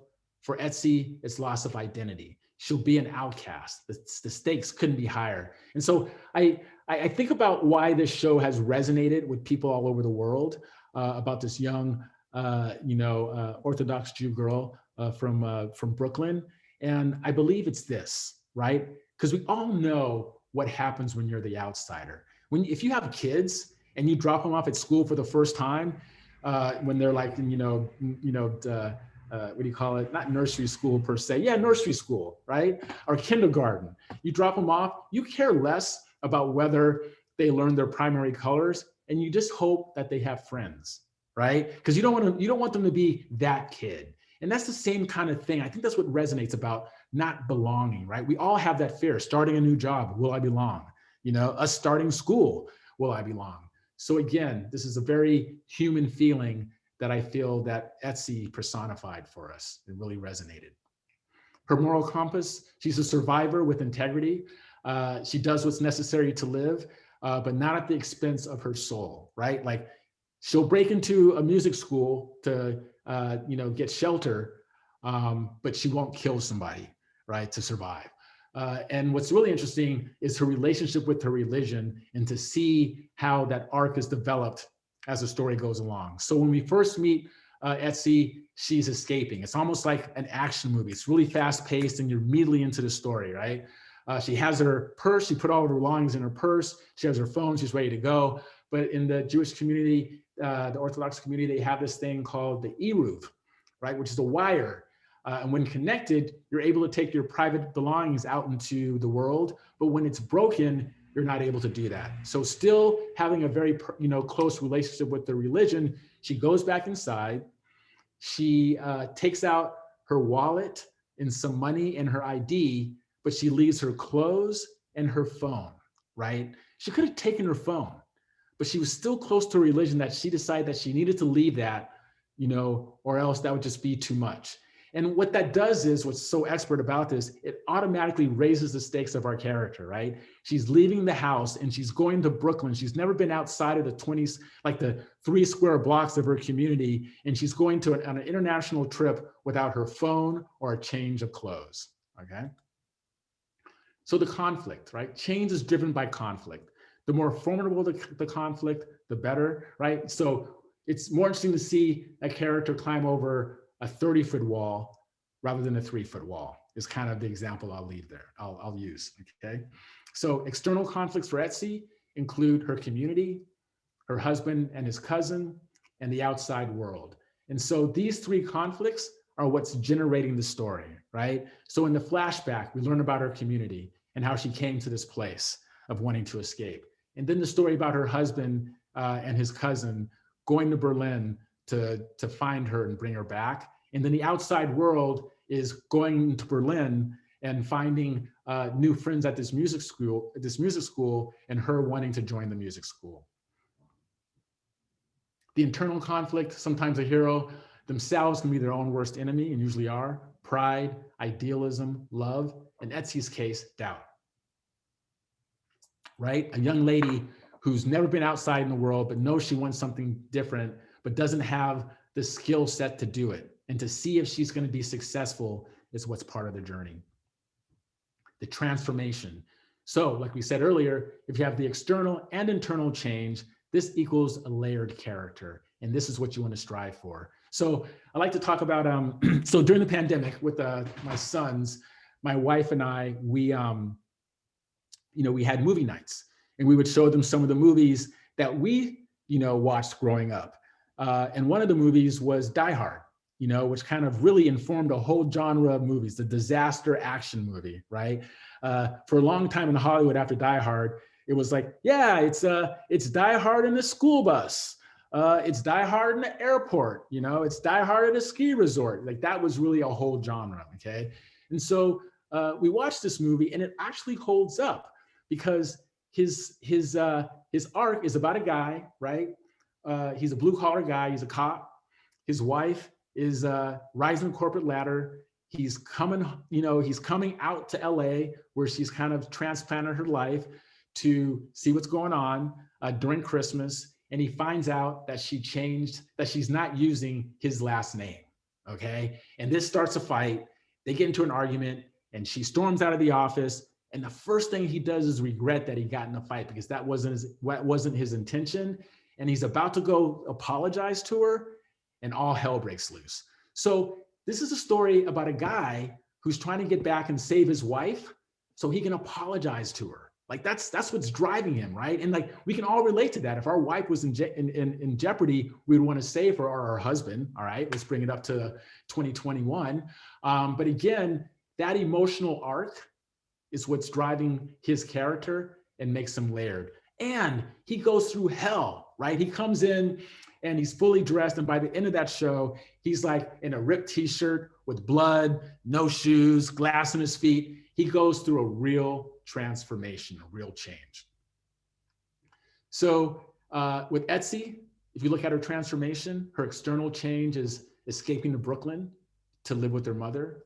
Her internal change is being someone who didn't have an identity and literally finding her voice, right? And so look at her, right? If you look at her now versus the way we first met her, she goes through a physical change, right? So keep that in mind when you're writing your story, right? And when you get into production and when you're talking to wardrobe and the director, try to get your character to see how their stature changes as they grow and become more confident in themselves, or how they go through hell and they come out the other side, successful, but they let some blood on the floor. Again, this transformation is internal and external. So back to the meat of what the character section is, the backstory and the traits. The backstory, again, so what goes on with the backstory sometimes when we get the pitches, and I'll say we've gotten pitch documents that were 50 pages to 100 pages long. And that's just too long. That's a book, right?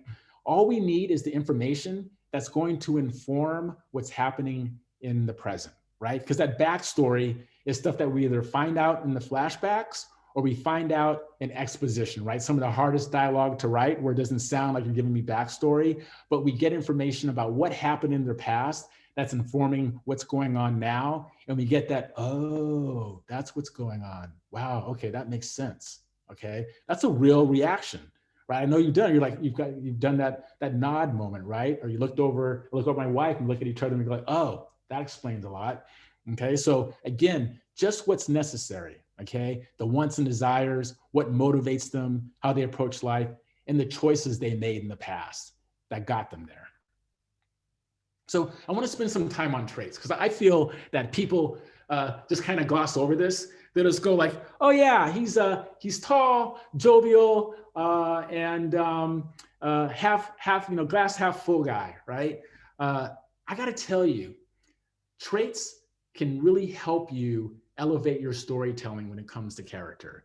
And I want to talk about it in terms of the relationship with my wife. And she knows I'm talking about this. She's heard it before, so I've gotten her blessing. So I am that guy who likes to spend money and also likes to be on time, right? And so it's strange that my backstory is my dad who would give me allowance. And if I was short like 1 penny to buy something that week, he wouldn't give me the penny. He would make me wait the next week when I got my next allowance to buy something, right?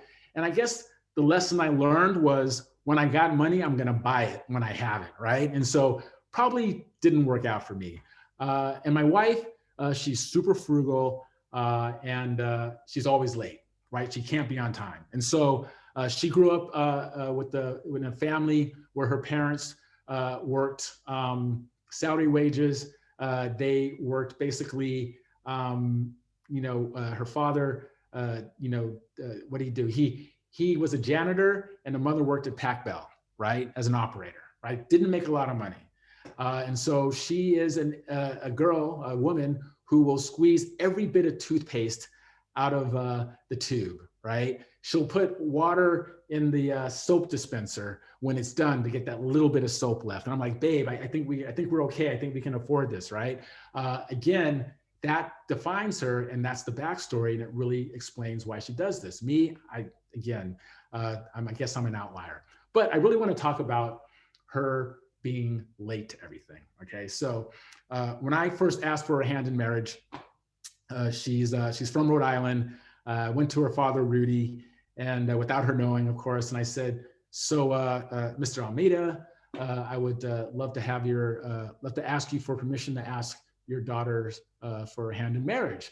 And he goes, oh, wow, son, that's great. But I got to tell you, you're probably going to be late to a few situations in your life if you marry my daughter. And I go, what do you mean? He's like, oh, well, she's like her mother. She spreads herself too thin like peanut butter. You'll be going out somewhere and she'll start, doing the dishes and doing the laundry and all that stuff. And I go, oh, okay, that's funny. I get it, And so I was like, oh, whatever. We got married. And sure enough, that was the case. And it really kind of came to a head when it came to going to movies. Okay. So we would go to movies and the situation would be the lights are coming down. We're stepping over people's legs. We sit down and, you see the logo for, whatever, Warner Brothers. And she's like, wow, perfect timing. How lucky are we? And I'm like, perfect timing. I'm like, I'm stressing out. I'm like, I'm pissed off. I wanted to see the trailers, right? I want to see what's coming out this summer. And so one time we get to a movie and we missed like the whole first scene, like the whole first 5 minutes. And I just couldn't recover from it. I was just like so pissed. And so, movie ends, the lights come up. I'm sitting there just like pouting. And she's like, what's the matter? And I go, you know what? When you miss the first scene of a movie, it's like not reading the first chapter in a book. And she loves to read books. And she was just like, oh, yeah, that makes sense. She's like, all right, okay, we'll be on time for movies. I go, nope. I want to see the trailers. I want to be on time for the trailers. I want to get here 15 minutes before the movie starts so I can see what's coming out on the summer on the big screen. And she's like, okay, fine, we'll do that. So flip the switch. My wife is very social. We get invited to a lot of dinner parties. And so when the host says, hey, be there at 7, looking forward to you, bring a bottle of wine, whatever. I took that to heart. I was like, we got to be there at 7, man. They might have stuff right in the oven, you know, and all that stuff. And so 3 times in a row, we would get there at 7. And the host was like, oh my God, you're here. Yeah, come in, go stand out there. I'm fixing this stuff. And so the 3rd time it happened, my wife said, you know what? You're a dinner host worst nightmare. When they say 7, they really mean 7:15 or 7:20. So can we please stop trying to show up on time? And I said, yes, we can do that. So I tell you this story because you have 2 people, right, with opposite traits, and we come together, there was conflict, and we grew from an interaction, right? She decided that she would, you know, observe my wishes and get to the movies early, and I agreed that we can be a little late. And that is the stuff that's going to drive the conversation and the story of your characters if you pick the right traits. So be very strategic about those traits, and they'll pay off for you when you start writing them in the script. So there are 3 types of traits. You have the morality traits, you have the physical and emotional, and personality traits. Now the morality traits are perfect traits for to explore for emotional arcs, because check this out. You go from honest to dishonest, courageous to cowardly, compassionate to heartless, or you can go backwards, right? So if you're struggling to find what a good arc is, look at your morality traits, you might find the answer. The physical traits, you know, if we have this kind of idea of somebody who's tall, dark, and handsome, they should walk through the world with a lot of confidence. But what happens when they don't walk through the world with a lot of confidence? There's a lot of insecurity there. So now the audience is like, okay, what's going on with this person? Because they're not, you know, they're not what I expected. And some backstory is going to reveal what happened to them. All right. So subvert our expectations with their physicality. And again, it makes that character more interesting. The personality. So think about if you had somebody who's friendly, glass half full, and always happy. You put them in the same room with somebody who's always unhappy, who's glass half empty and not so friendly. There's going to be fireworks, right? Because it's just going to, The Odd Couple is a perfect example of that, right? Get people with traits that are the opposite, and it will help tell the story and make the characters more interesting when they interact. So I was trying to figure out what the traits were for Fleabag. And I realized after watching the first 5 minutes that she actually looks at the camera and tells us, she says, I'm a greedy, perverted, selfish, apathetic, cynical, depraved, morally bankrupt woman who can't even call herself a feminist. So if you look at that on the page, you're like, okay, maybe that's a little too interesting, right? But she's also charming, adventurous, funny, and most importantly, she's honest. She's the most honest character in the whole place, in the whole series. Maybe besides her sister, but her sister has her own thing and she's not the lead, but she tells it like it is. And we respect that. We like a person who kind of tells it like it is. And she's also a woman looking for love, and she's doing it all wrong. And we respect that too, because we're all looking for love the wrong way, right? It's so hard to do. And especially in that 2nd season, it's just amazing. Oh, don't tell me this is going to do this now. Hold on. This might take me out of my screen. All right. What's going on, Chris? I had an update and it just, it takes me out. I just need to get Oh back. no. Yeah. Apple strikes again. Yeah, it's horrible. Oh, there we go. Cool. Okay, so yes, so that's it on character traits in Fleabag. And if you want to explore the character arcs, I just stole this from Etsy's character study. And again, the character arcs are good for us because it gives us an idea of what how large is that character arc? Is it a small one? Is it a big arc? And I got to tell you, we're more invested in the bigger arcs and the ones that offer a more difficult way to get there, right? If there's an easy way to get to the beginning arc to the end, probably not a very compelling story. So again, think about what those arcs are. And look, when you get into, if you sell it to us, you get into development, you can obviously readjust it. But chances are, if you did your jobs right and you really like the story you want to tell, these arcs are going to stay in place. So the character dynamics of your all the characters. And I like to talk about Walter White when we talk about what the relationship is to the hero. So with Walter White, the most important relationships are his wife, his son, Jesse, his partner, and Hank, his brother-in-law, right? And so with his wife, she is the one who wears the pants. She's the dominant one. She's the one who calls the shots, right? But that is a wife relationship. That is a relationship that we all know. But how you define that relationship makes it interesting, right? They could have gone a million different ways how that relationship could have gone. She could have been more demure. But if she was more demure, that wouldn't have told a story about a guy who had just kind of given up and life was kicking his ass, right? His son growing up, always challenging him on, why do we have cold water? When he finds out he has cancer, he's like, calls him a pussy for not wanting to take the chemo. Again, always challenging his manhood. And then there's Jesse. I'll say Jesse for last. Then there's Hank, the brother-in-law, who literally questions his manhood. Walter at one point asks if he can hold a gun, and Hank goes like, well, only a real man can handle a gun. And again, all these characters are questioning his manhood. And then there's Jesse, which is the the teacher-student relationship, and slowly turns into a father kind of son relationship.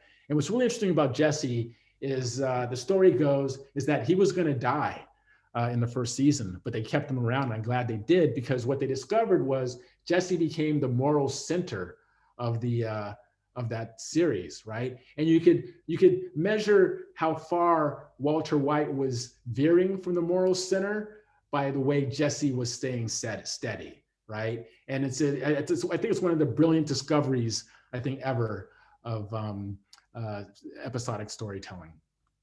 So if it's an ensemble, tell us how they compete against each other. Really like, office dynamics, who likes who doesn't like who. Casa de Papel, our money heist, is a perfect example of this. And this is Casa de Papel is also a good example of when you have characters going for the same goal, but with different motivations, this makes great conflict, right? Great drama. Because if you've ever seen this, it's almost less about them getting the money and more about how are they going to survive each other getting the money, because they all have their own different things going on. And again, keep it short. You don't need to get into the details of the story just yet, because you're going to have the opportunity to do that in the next section. And that's it. So let's take a 5-minute break. I have, it's 9:43 my time. Why don't we just come back at 10:02? So let's take a 7-minute break. All right. I'll see you guys later. All right. Sounds awesome, Chris. Thank you so much, you guys. I'd love for everybody to start typing in what you're enjoying, what you're loving so far.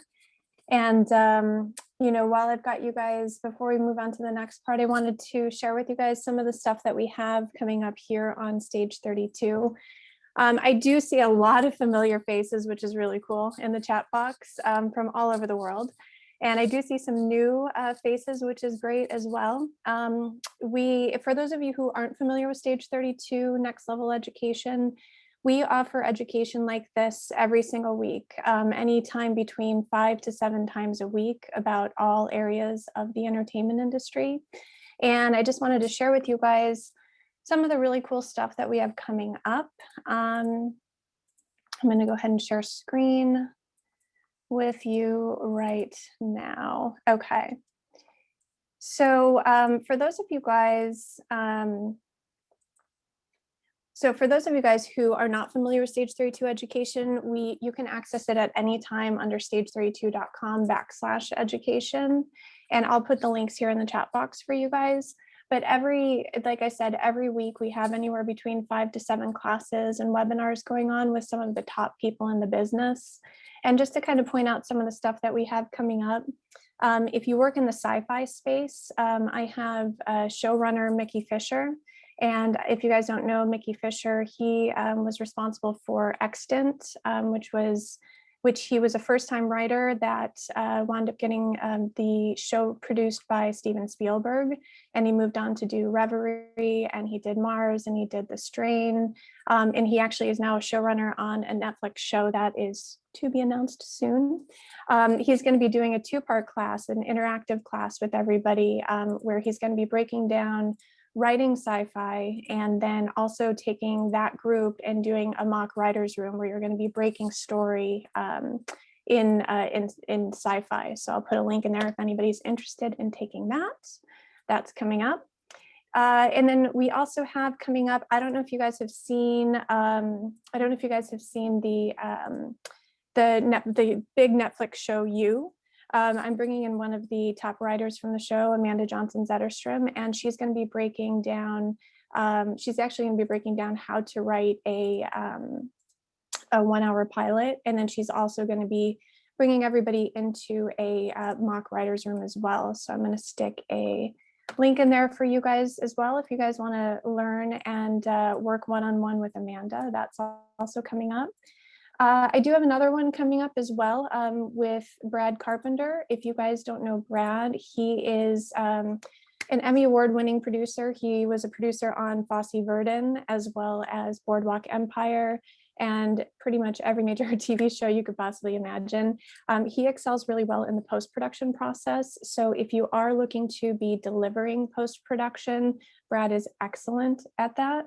So I'm going to go ahead and put that in the box there for you guys, so you can, if you're interested in taking that class with Brad, he's going to be working with you as well on Stage 32.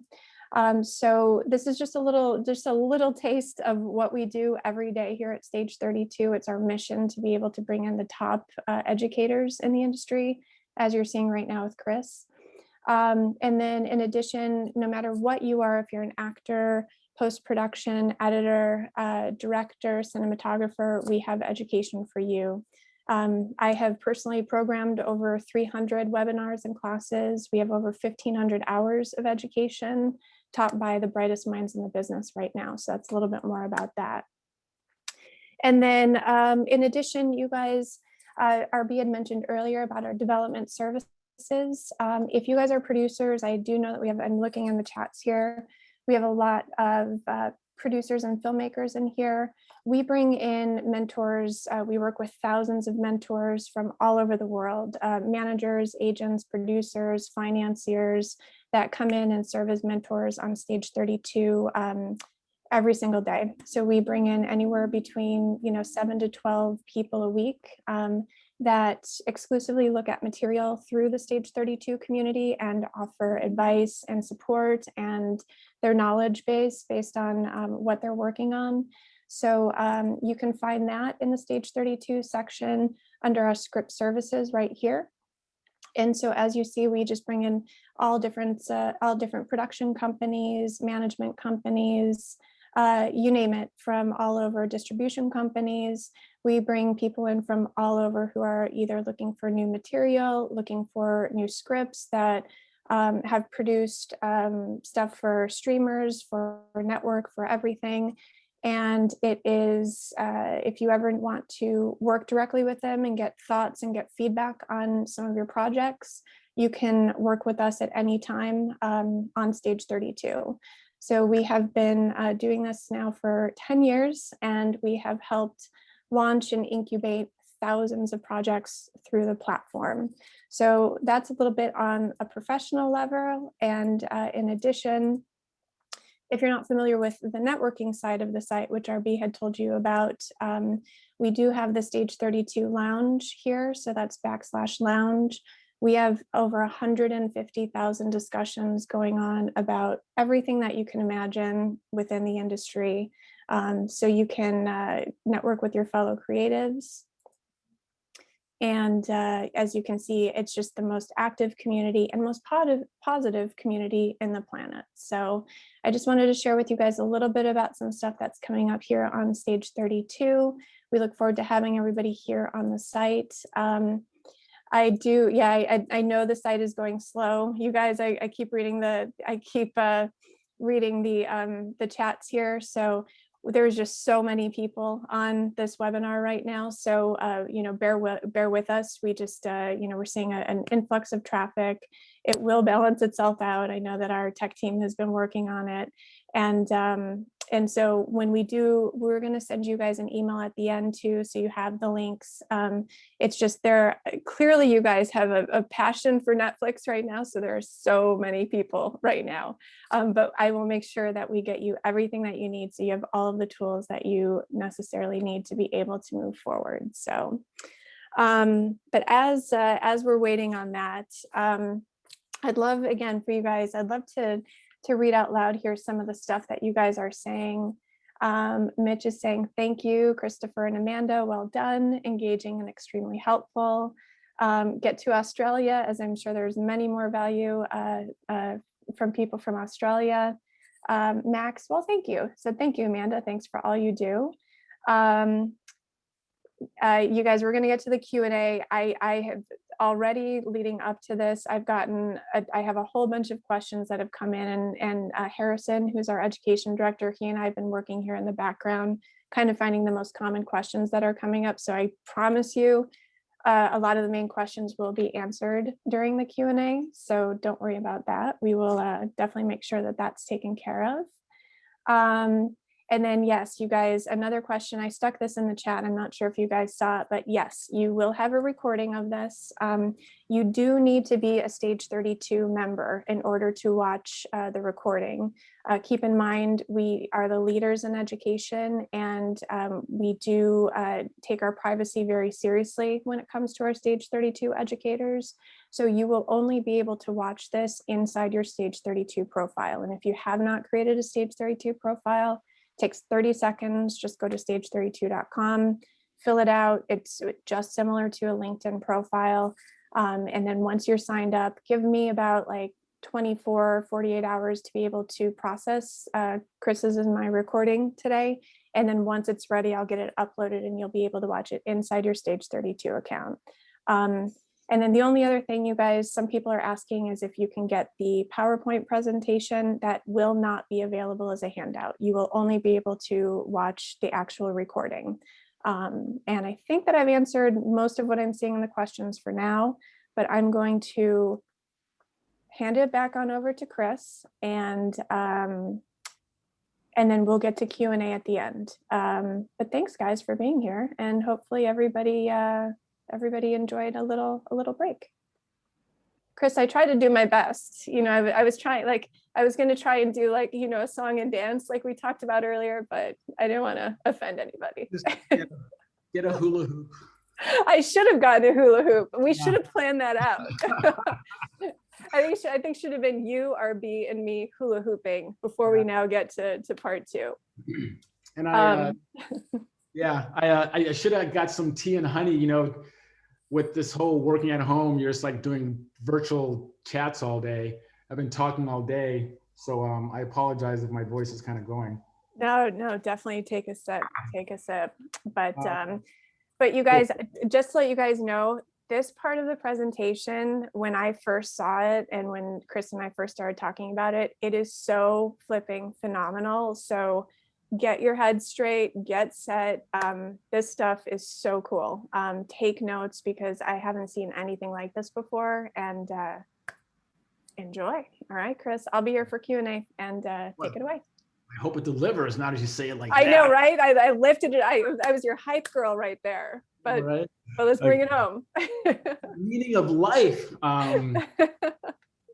Okay, so now we get into the season summaries, and this is really key, because this is really going to determine if your show gets picked up, how the room is going to go. Like if you have a good idea of how your season arc is going to go as the creator, you have a fighting chance.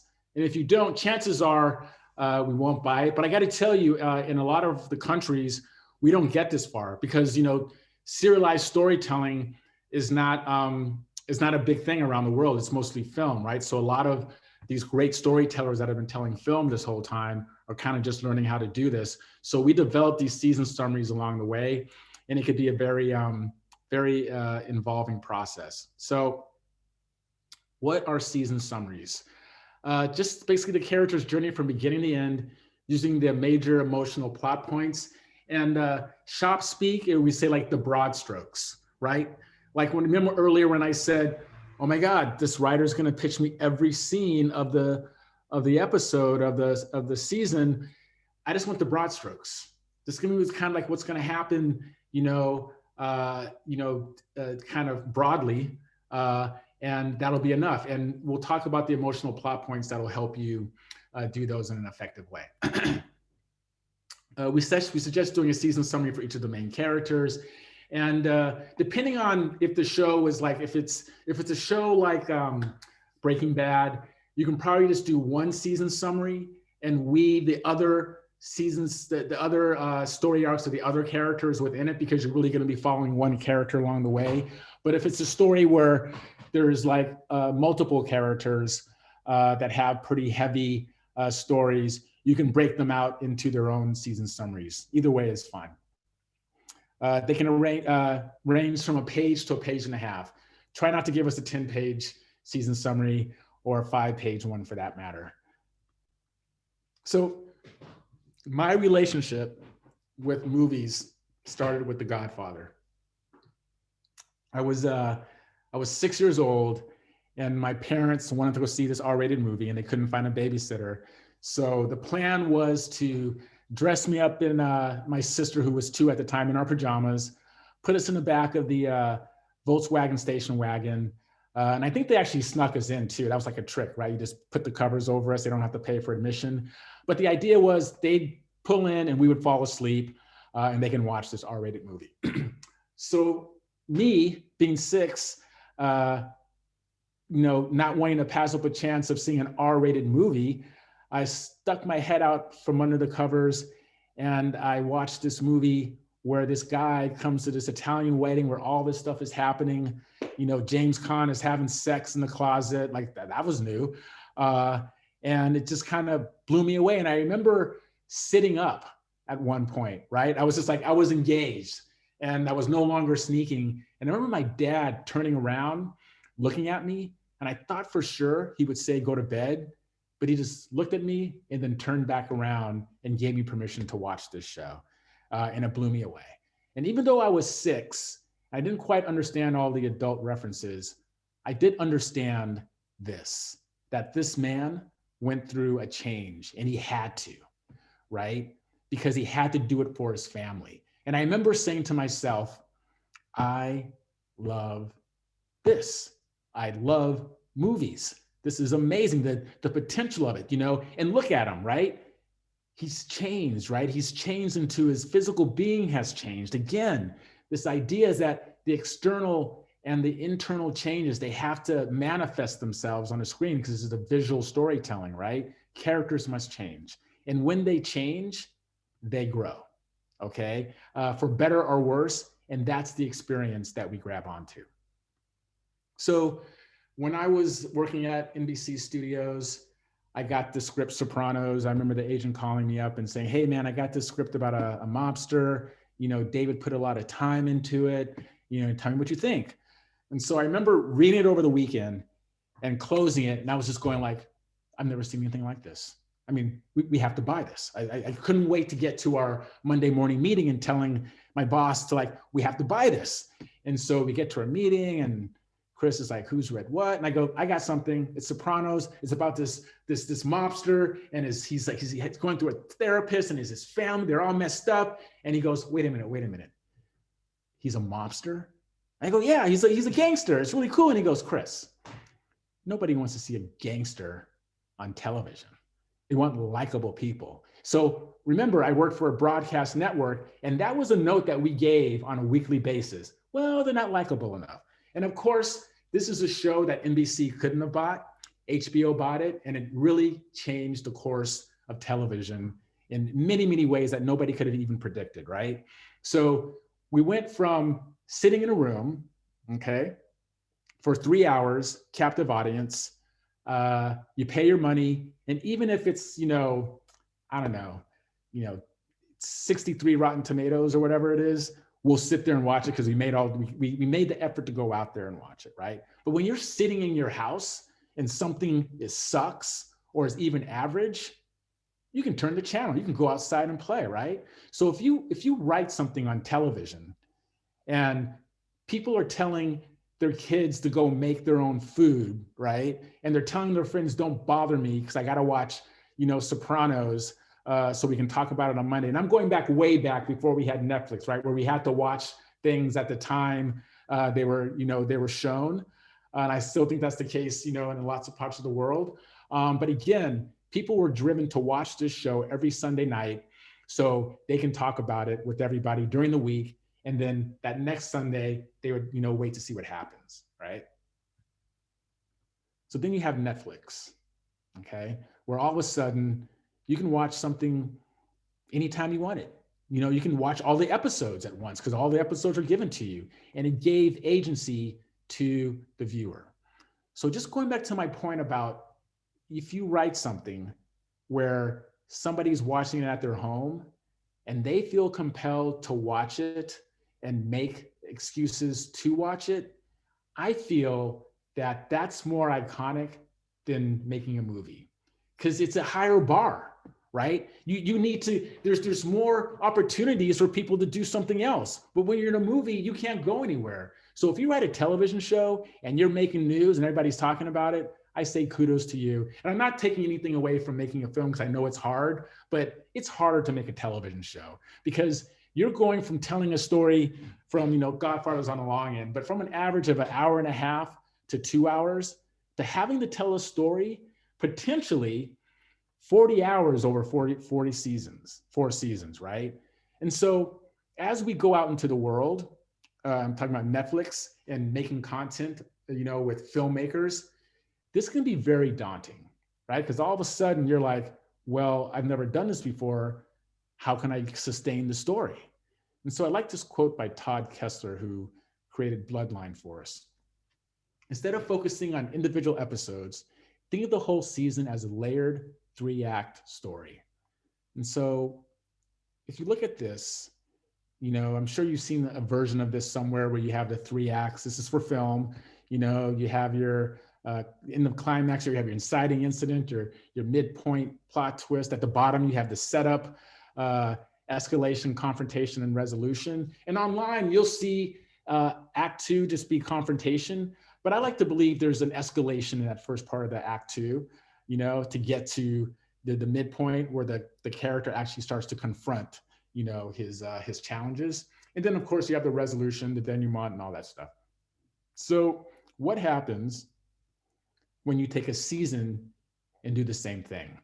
And so if you look at the bottom, right, in red, and this is just me just saying if it's 8 episodes, because that seems to be the average these days, how would I break it down without knowing anything about my story? I could say, all right, the first 3 episodes will be setup. Episodes 4 and 5 will be escalation. 6 and 7 will be confrontation. Episode 8, resolution. And just by doing that simple thing, you take the power away from the series, and you have the power because now you know what kind of story you need to tell in what episodes. All right. So now you're right then you're given it, you have information about, okay, this is what I need the characters to do. And that can be very empowering versus I have no idea where the character is going to be in their story arc in what character, in what episode. All right. And of course, the other difference is you have a cliffhanger. And then with the inciting incident, so I'll tell you a little story. I'm going to talk about France a little bit here because this was a note that was given to me from one of our French executives. And he said, and I'm not going to do a French accent because that's just rude, but he goes, Chris, we've tried this before with our writers. And what happens is that they don't put they say, well, if it's like a film, then the inciting incident should come somewhere in the 2nd episode. So can you make clear that the inciting incident has to come sooner? And so let's do that. The inciting incident has to come as soon as the story will allow. All right, because the audience wants to know what that story is. They want to get going and understanding. Okay, what's the character gonna have to achieve throughout this story? Okay, and so I did this, and he goes, yeah, Chris, it's not enough, because what they do is they go, well, if it's like a movie, then we're going to have a slow build. So in episode 7, you have the climax, and episode 8, you have the resolution. So how can we get it clear that you have to have rising and falling tension in every episode? And so I said, okay, Jenny, how about if I do this? And he goes, voila, that's it. So every episode, you have to have some kind of rise and fall in conflict, right? Every episode has to be a story within itself as part of the bigger story, right? A chapter in a book, okay? And so this is how you should look at, your season and also your episodes when you get into your episodes. So we have found that the viewer will watch a show for an average of 10 minutes before they decide to watch or do something else. So I got to tell you, that's pretty generous. And I think it's really about the viewer's relationship with the service, because for broadcast television, I think it's, or at least in America, they give you like a minute and 10 seconds before they watch something else, right? So very generous. So remember, let's go back to our dating analogy, okay? So let's say the audience, the viewer walks in, they have that kind of first no, but they sit down and they get that first yes, okay? The opportunity to get the second yes is at the inciting incident, right? Where it's like, oh, okay, I like where this story is going, right? And if you get them through the first episode and through the second episode where you get the third yes, you are officially in a long-term relationship with your audience. Of course, if you don't mess it up in later episodes, but you got them hooked, as long as you keep feeling that good story, okay? So as I was looking for that grid, that 3-act story structure grid, I went online and I found a lot of this. And I was just like, oh my God, this is how people are learning how to write. And I was just like, I hate math, and this feels like chemistry. This feels like calculus. It's like all words. It's like, how can you be creative and it's too specific? It's like, where's the the ability for creative freedom? And so I looked a little bit deeper, right? It's not very creative.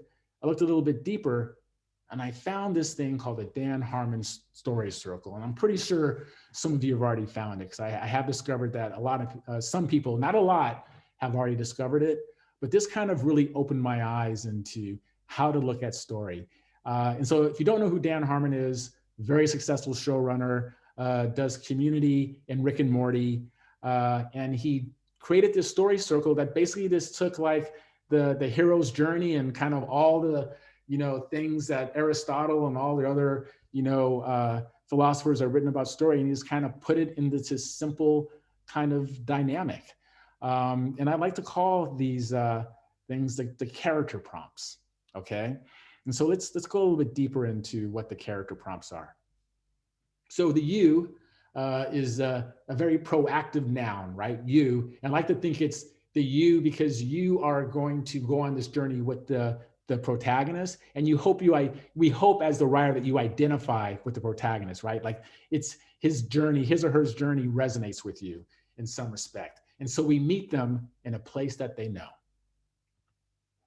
And they discover a need, or that gets them, or a want that gets them to having to, go find their goal. And that's the go, right? Then they enter into this unfamiliar situation, right? Into the chaos. And so Dan Harmon, he calls this search, where they're searching for the goal. And there was kind of like it didn't really translate in some languages. And so I put struggle, which I think is the same, because this is where the character struggles to find, what their wants and needs are. And they find what they want, okay? They actually obtain that goal with some respect, but then they suffer. And Dan Harmon calls this take. And again, there was kind of like this, the language didn't quite translate. I think this was in Thailand. And so I went with suffer, and they pay a heavy price for it. So it doesn't always have to be death, right? It can be a romantic comedy, and they finally get together, but then they realize that one is being called to go work in the Antarctic, okay? And so that could be a suffer, okay? And so, but how do they return? Like, how do those lovers get back together? How does the hero save the girlfriend that was kidnapped after they got the goal? And this is where we see where the hero proves themselves, and we really learn a lot about them. And this is where the real growth happens, okay? And then there's a change, right? The growth. And they come out of it, for better or worse, having changed, and they end up with the new you. At least when we get, yes, they end up with a new you, but in television, that new you is kind of always happening, right? The character's always growing and becoming something a little bit different. And so if you layer in the Act 1, Act 2, and Act 3, it kind of looks like this. And I do believe episodic storytelling lives in the chaos as much as possible. And I almost want to like not even put in Act 1, 2, or 3, because if you fill in these prompts with the right creativity, you're going to get the story that you want. And you're not trapped into, oh, well, Act 1 has to be this long, or Act 2 has to be this long. It's no, just tell the story of the character in that moment, and we'll be satisfied. And of course, you might get notes if we feel it's too long and all that stuff, but that's part of the process, right? So why do I like this? I like it because it allows you to plot from the hero's emotional state. It forces the hero to be proactive, and it focuses on basic human motivations, actions, and consequences. So why don't we do the story analysis for the season first, okay? Because I want to show you that the story in the macro is the same as the story in the micro. So we meet Walter White in a flash forward. It's not the actual beginning of the story.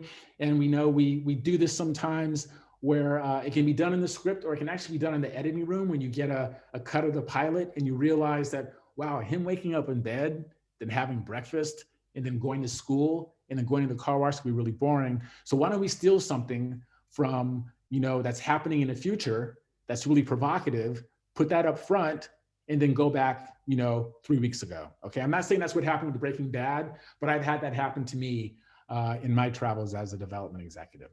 So the real story starts with him in bed. It's a man who is he's awake in the middle of the night, and that's the universal story of, here's a man with a lot on his mind, right? And then we find out in Breakfast that he's turning 50, okay? He's in a midlife crisis. And then we discover that he's a teacher, and he's really brilliant, but it's being wasted on these students.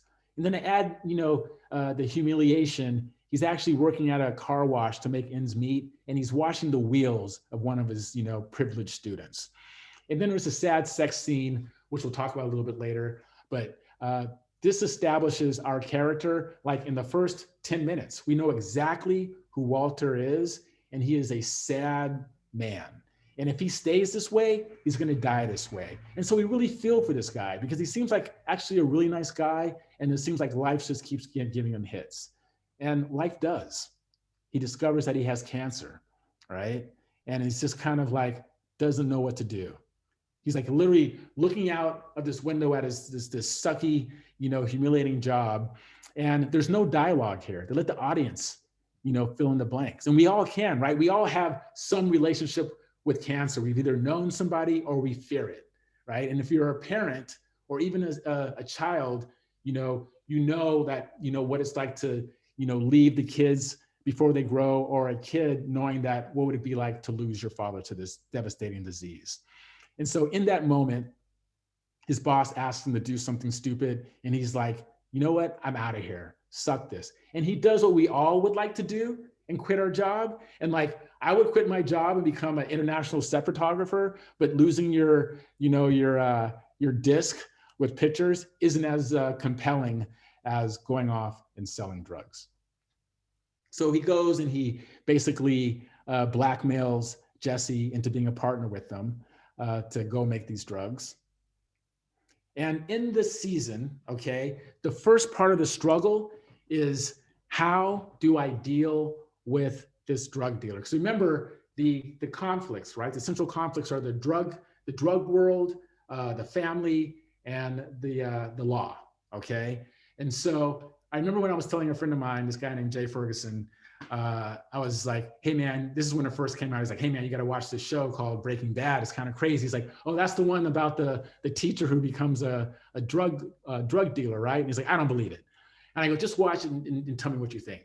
And I do believe these first 3 episodes, and this episode in particular, are key into selling us how anybody could potentially lose their way, because they take the time to explore what a man or anybody who's just normal, who's never broken a law in their life, what it would take to actually take another person's life, okay? So remember, he created this gas, okay? And he thought he had killed him, but he was alive, all right? And so they put him down in the basement, and it's one thing to think you killed somebody in self-defense with gas, but to look somebody in the face and actually have to do it, like that's a different story.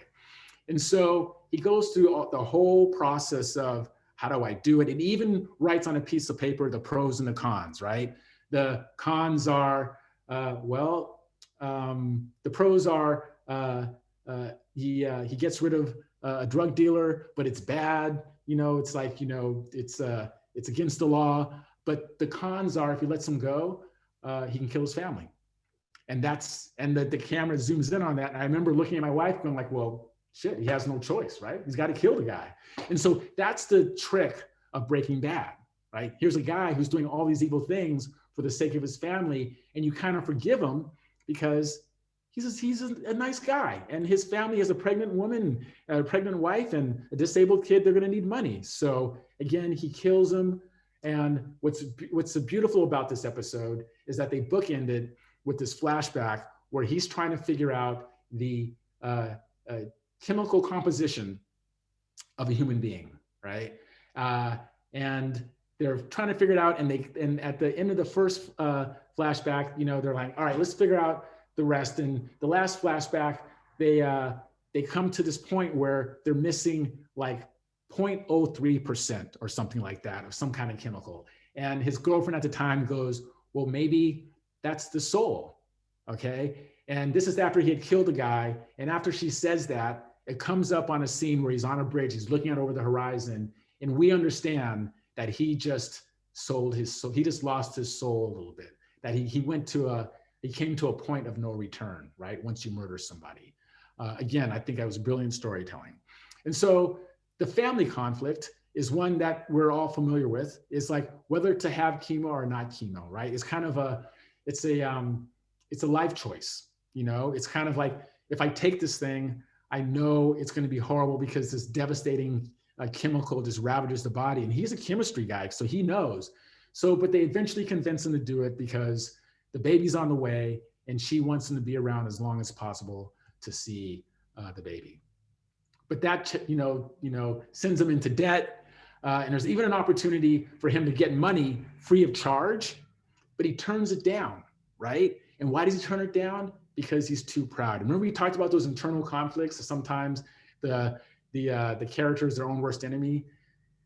Little did we know that this idea of his pride would ultimately be his undoing.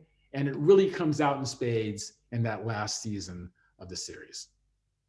And then you have the conflict with the law, of course, and it's through his brother-in-law, Hank, and they make it very personal where the drug dealer that he killed was Hank's CI. And we know at some point in the season, these two guys are going to meet because Hank has such little regard for him. Really, he thinks he's not even a man. He basically doesn't discover that his brother-in-law is Heisenberg until, you know, the last season. So again, they just give us a taste of it in the first season, understanding that there's a long story to tell here, and they tell it masterfully. So they find success by selling drugs in the desert, right? So he can pay for his chemo, but it's not enough money just to sell drugs to people on the corner. And so he tells Jesse to go make a bigger deal. And he goes to Tuco, who is completely insane. And the suffer begins when Jesse is put in jail, put in the hospital, and Tuco steals the drugs. Now, the drugs are important to Walter White because they're hiding the lie, right? He's told his wife he's able to pay for it, but insurance can't pay for it. So he needs to get this money back so he can sell it and keep the lie going. So how is an everyday man going to get the drugs back from this crazy drug dealer? Well, we go into a superpower, right? The return. He creates a crystal that can explode, blows up Tuco's headquarters. And Tuco, being the maniac that he is, goes, you know what? That's kind of cool. And you got good drugs, how can we make a deal? And so Walter, being greedy, goes, I'll give you twice as much. If we can make this deal. And Tuco's like, yep, we'll do it. But if you don't deliver, I'm going to kill you, right? The stakes have to be high. So they have to go and steal the chemicals to make the drugs. They're successful, but it wasn't easy. They go through a whole thing of having to sneak onto this secured facility, but he's successful. And he literally goes, look, he goes through a physical change. Heisenberg, he wears a hat, the sunglasses. Again, see how your characters can change physically, right? The external change, that manifestation of who they become. And so what's going to happen now that they have to work with this crazy drug dealer? Tune in next season to find out, right? Your season has a cliffhanger. So you take the you and the change, you go from no money to money, no respect to respect, powerless to more powerful, all by cooking meth. And if you take the circle and smash it down, this is what it looks like. But again, just focusing on the bottom, that's the story. You just fill in the blanks. And again, how you fill in the blanks will determine whether it's successful or not. You still have to use your creativity and a lot of energy. So if this is interesting to you, take the no cards. I know everybody has maybe done this or entertaining doing it. And I do recommend doing a no card because it forces you to make the thoughts concise, okay? You don't want to write a lot of information at this point. You just want to get right to it, right? And so you go, the place where the hero starts, right? How are you going to set them up? Just put them like one sentence for each setup. And then go for the change, right? What's the want and what's the need, the internal, the external and the internal, and then put them up on your board and fill in the blanks. All right. And you're kind of just like thinking broadly here, because once you get the broad strokes, then you can dial them in and get into the details. And do that for all of your main characters. And once you do that, you will have the emotional plot points, which will serve as an outline for your season arcs, right? So now you take all of these broad strokes and then you just put them into your prose and kind of fill in the blanks with more creativity as you start to think about, oh, this can happen and this can happen, right? But you're not doing it scene by scene. So the pilot is something that you should think about also with your pitch to be able to talk about. I know in a verbal pitch, we like them to talk about it as well. And you might want to even put a little bit of energy into talking about it for your pitch document, but just the broad strokes, okay? So it's the most important episode of your series. We've been talking a lot about it. It's like you have to grab them, at the get-go and don't let them go. And it's so hard to do these days because there's so much content on TV, right? But then you have a show like Ethos. I just want to stop here for a minute. You have a show like Ethos, which if you guys watch it, it's very slow starting, but for some reason you're just hooked. I think it's about the filming and who the actress is. It's just a strange experience. We're trying to figure out internally, like, why is it resonating so well? Because it kind of goes against this idea of having to go in fast. And I think it's definitely an outlier. You still, I would say for you guys, definitely think about, getting in as soon as possible, because that is more of a chance of success in telling your story. And so by the end of your pilot, the viewer must know who is the hero, what they want, their central conflict, key relationship dynamics, the basic rules of the world, and the genre. So very quickly, let's do this for the pilot. Okay, so you can do this story circle analysis, like I said, for the macro and the micro. So a man with a lot on his mind, we know this, it's still the same. Reflecting on his life, have I done everything I wanted to? The answer is no. Wasted genius, humiliation, and the sad sex part, right? And so, okay, so if you think about your hero's journey, they have to they have to achieve certain goals along the way. I like to call them mini goals to get to the ultimate goal at the end. Okay. And I do believe for Walter White, Vince Gilligan made the decision that if you have a man who has checked out and literally has been emasculated, has like no libido, there's no way he can break bad without some balls, without some testosterone. So we need to jumpstart this guy, okay? And in this scene, he's literally falling asleep while she's doing this sad sex act, and she's online trying to win something at an auction, okay? And so let's think about that and let's move forward to the rest of the story. So the need is the same here, you know, suck this, the blackmail. And so the struggle is a little bit different, right? Because now we're telling a little bit of a smaller story, the beginning of a larger story. And the struggle here is the scene where the bullies start to pick on his son. And it's such a brilliant scene because the family has no expectation of Walter White doing anything. And you see the wife struggle because, you know, she wants to do something, but she's just like, are you going to man up? Do I have to do this? It'll be embarrassing. And then he does do something to their total surprise and he kicks their ass. And at the end of that scene, we can see something happening with Walter. He's like, he's awake. The match is lit. That felt pretty good.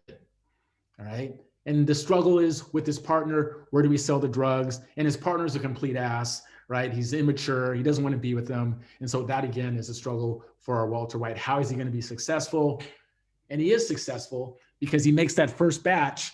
And there's something really interesting about this scene, and that this is the first time that somebody validates him, because Jesse tries the coke. He likes it just a little bit too much.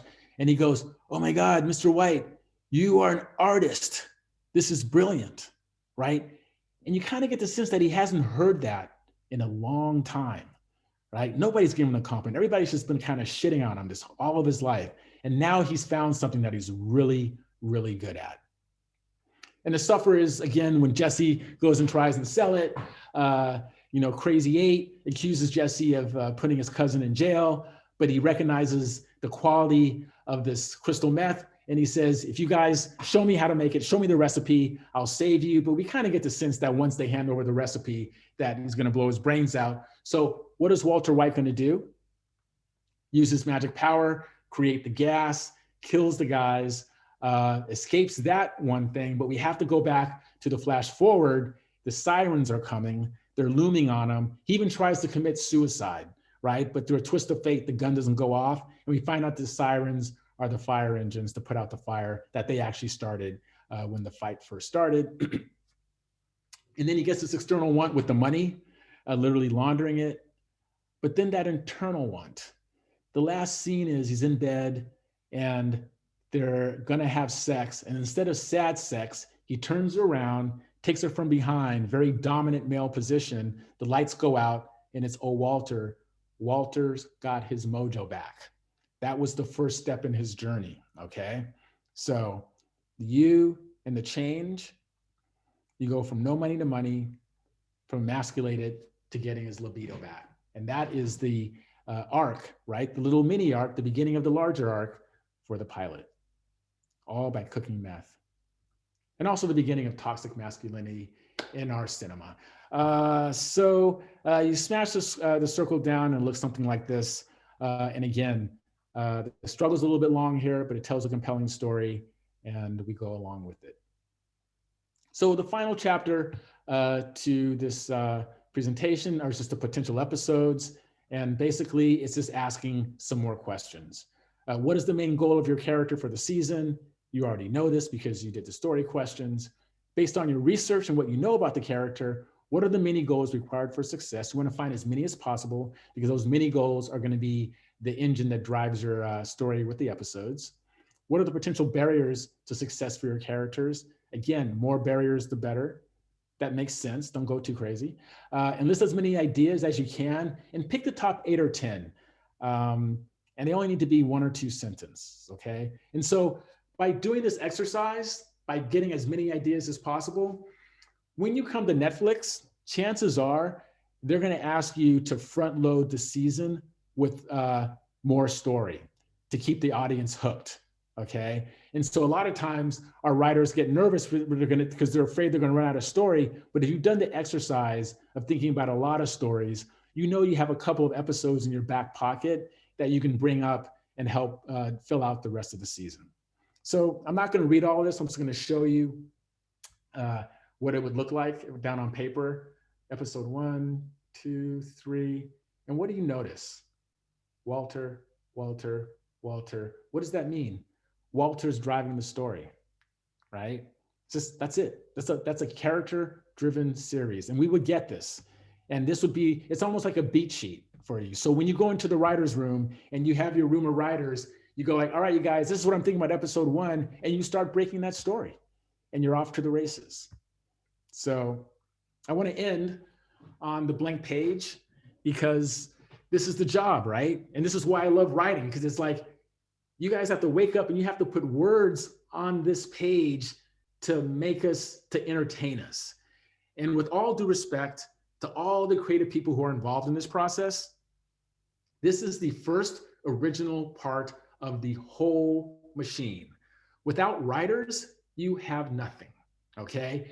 And when that script is done, the script then becomes an invitation to all the other creative people to add their influence on it, right? To have that actor come in and say a line of dialogue that you've been saying a certain way in your head, you know, for the last 8 months, and they come in and they put their life experience into it and they put a spin on it that you didn't even imagine. And it's like, oh my God, that's genius, right? You get that creative discovery, and the director with that point of view that comes in and just like adds their flair to it, or the production designer that comes in and brings it to life with their production design, or the cinematographer, you know, framing each shot in a way that you never expected. That's the beauty of what we do, right? So there's a little known secret about myself that I didn't really talk about in the beginning. I went to law school. I never practiced law.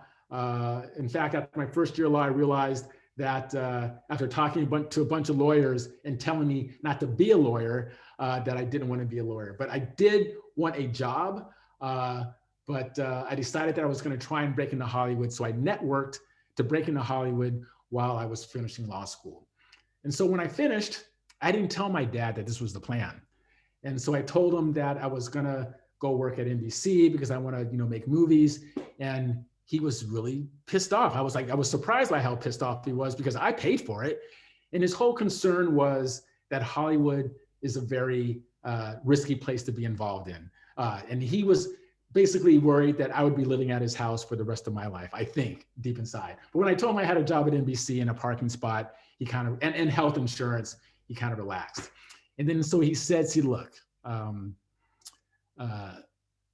he's an engineer, and he gave me this advice that I'll never forget. And it has been my North Star for the 25 years that I've been in the business. And this is what he said. He said, stories about emotion. If you don't make them feel something, sadness, happiness, even anger, you have failed as a storyteller. And I got to tell you, people, that's the job. You got to make us feel something.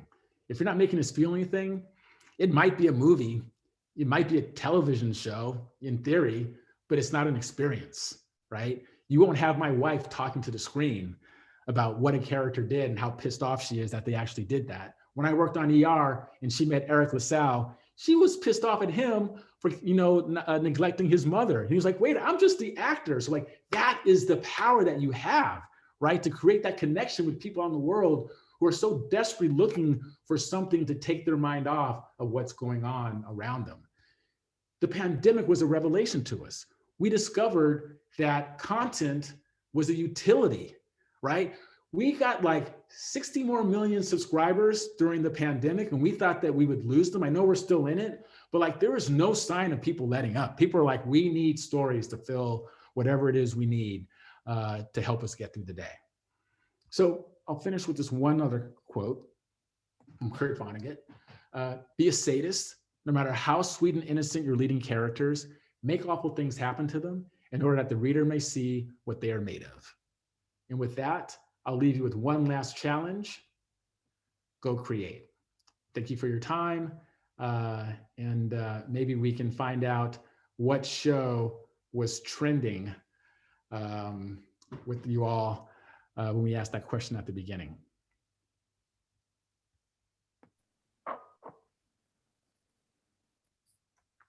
Awesome. I love that. Go create. I don't think there's anything stronger to finish this up, Chris. That's awesome.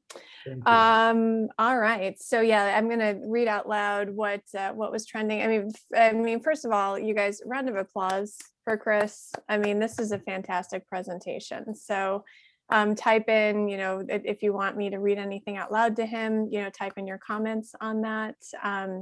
But right now we're going to get into some Q&A. We'll first answer the what everybody's been watching. So right off the top, Queen's Gambit. I mean, there's so much Queen's Gambit in here, which is such a great show.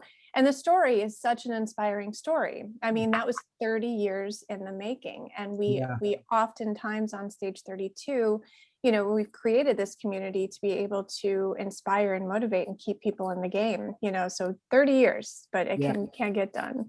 And it was originally supposed to be a movie. And they broke it into a series, thank God.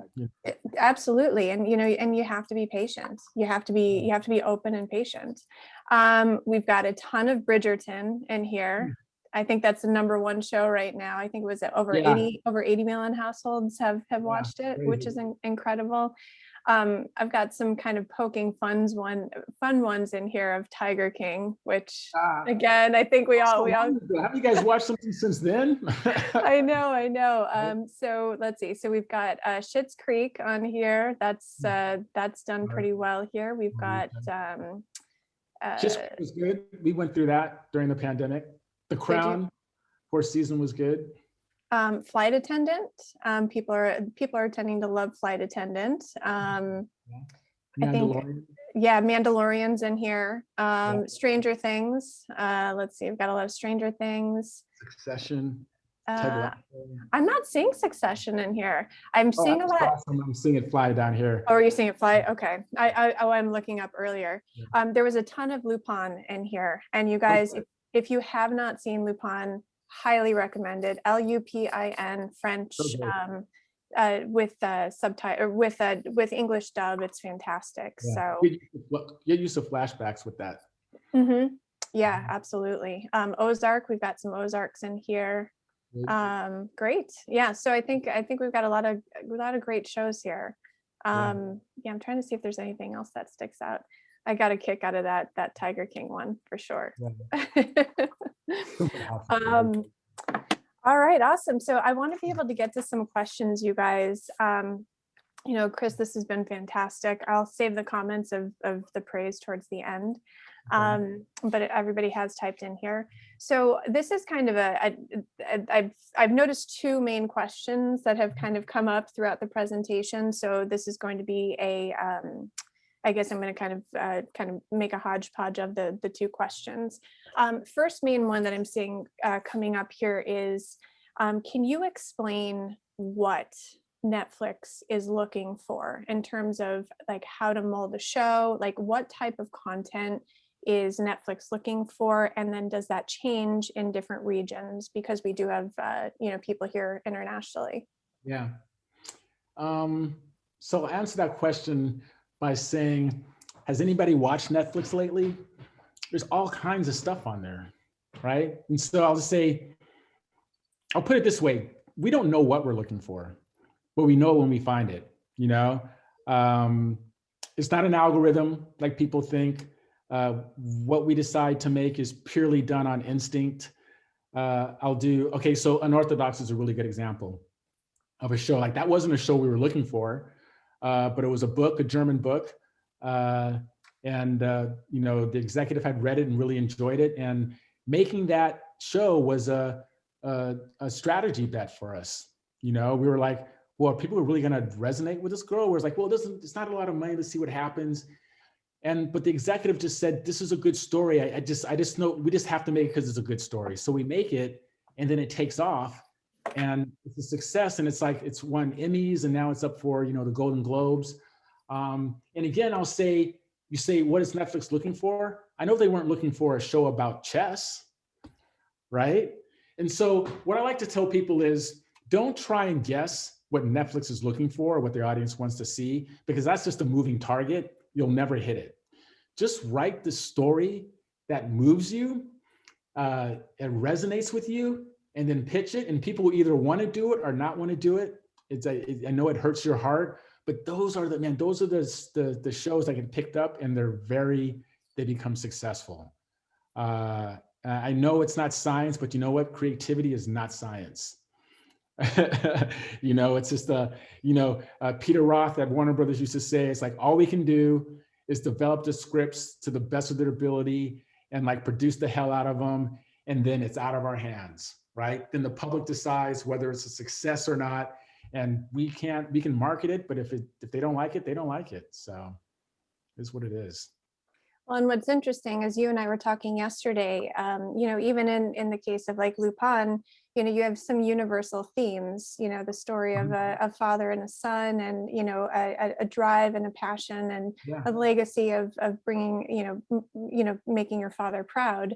And it's set in this really unique world. And what I think is great about that show is that it translates, even though it's French, it translates to all countries all over the world. So it's, that's a way to kind of look at it. You can even talk about Queen's Gambit, right? Yes, it takes place in the world of chess, but is that really the story? It's a story about a young girl who lost her mother in a horrific way and found another mother, right? That story with the mother was so surprising to me, because I thought I was going to go down this kind of, typical way, but it just, I don't want to give anything away, but it was such a beautiful relationship, right? And so it was about, motherhood and daughterhood. It was about one obsession of wanting to be the best, right? It's about a lot of different things that just happen to take place in the world of chess. You could have told that story about checkers, about playing handball. It's just, that's a universal story. So yeah. Completely.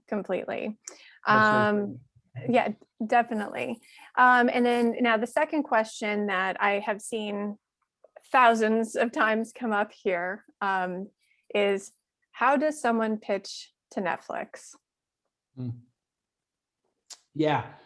So I get that question all the time. No, we don't take unsolicited pitches because there's just legal things about that we can't do. Has to be submitted by an agent or a lawyer, or agent or a manager, and sometimes a lawyer if you can get there. But look, it's difficult to pitch to anyone for a reason. And it's just, it's just a reality thing. We can't read 20,000 scripts or ideas. So it should be a little difficult. There should be a little filter in terms of who are the best writers that make it to some kind of representation, that make it to us. Unfortunately, it's not, there's a little bit of a bottleneck there. And nobody likes the answer I give, but they all understand it, right? So it's just really kind of, banging on the door. And look, you guys are part of a community right here that has access to Netflix and probably all agents and other buyers, so get out there, pound the ground, learn how to network and find a mentor, learn how to nurture those relationships. That's part of the deal. And the ones who do it are successful. And I will say this, if you keep trying, this town, this world, I guess, because I was used to Hollywood, we spend a lot of money trying to find these things. We're online looking for ideas. Agents are doing it. So if you truly have some talent and you keep at it, you'll get discovered. Because what I realized when I was doing the Warner Brothers workshop, and I was working with all the other people who had their workshops at the studios, we were always talking to each other. We all knew the top writers. They all rose to the top, right? And so the good writing does float to the top. There is definitely an algorithm, if you will, with good writing. It does resonate. So. That's totally true, Chris. And, we talk a lot about here, and we have for the last 10 years on Stage 32 about the importance of relationship building. And it takes time. And, it's not, there isn't that silver bullet that just automatically, you snap your fingers and all of a sudden you're a millionaire, and you are getting to run your own show. But, we preach that a lot in Stage 32 about the importance of building a community and the importance of putting in the work and learning the business and respecting the business to be able to make those relationships to ultimately be able to get to someone like you or your team of executives from around the world at Netflix. Yeah. Yep. 100%.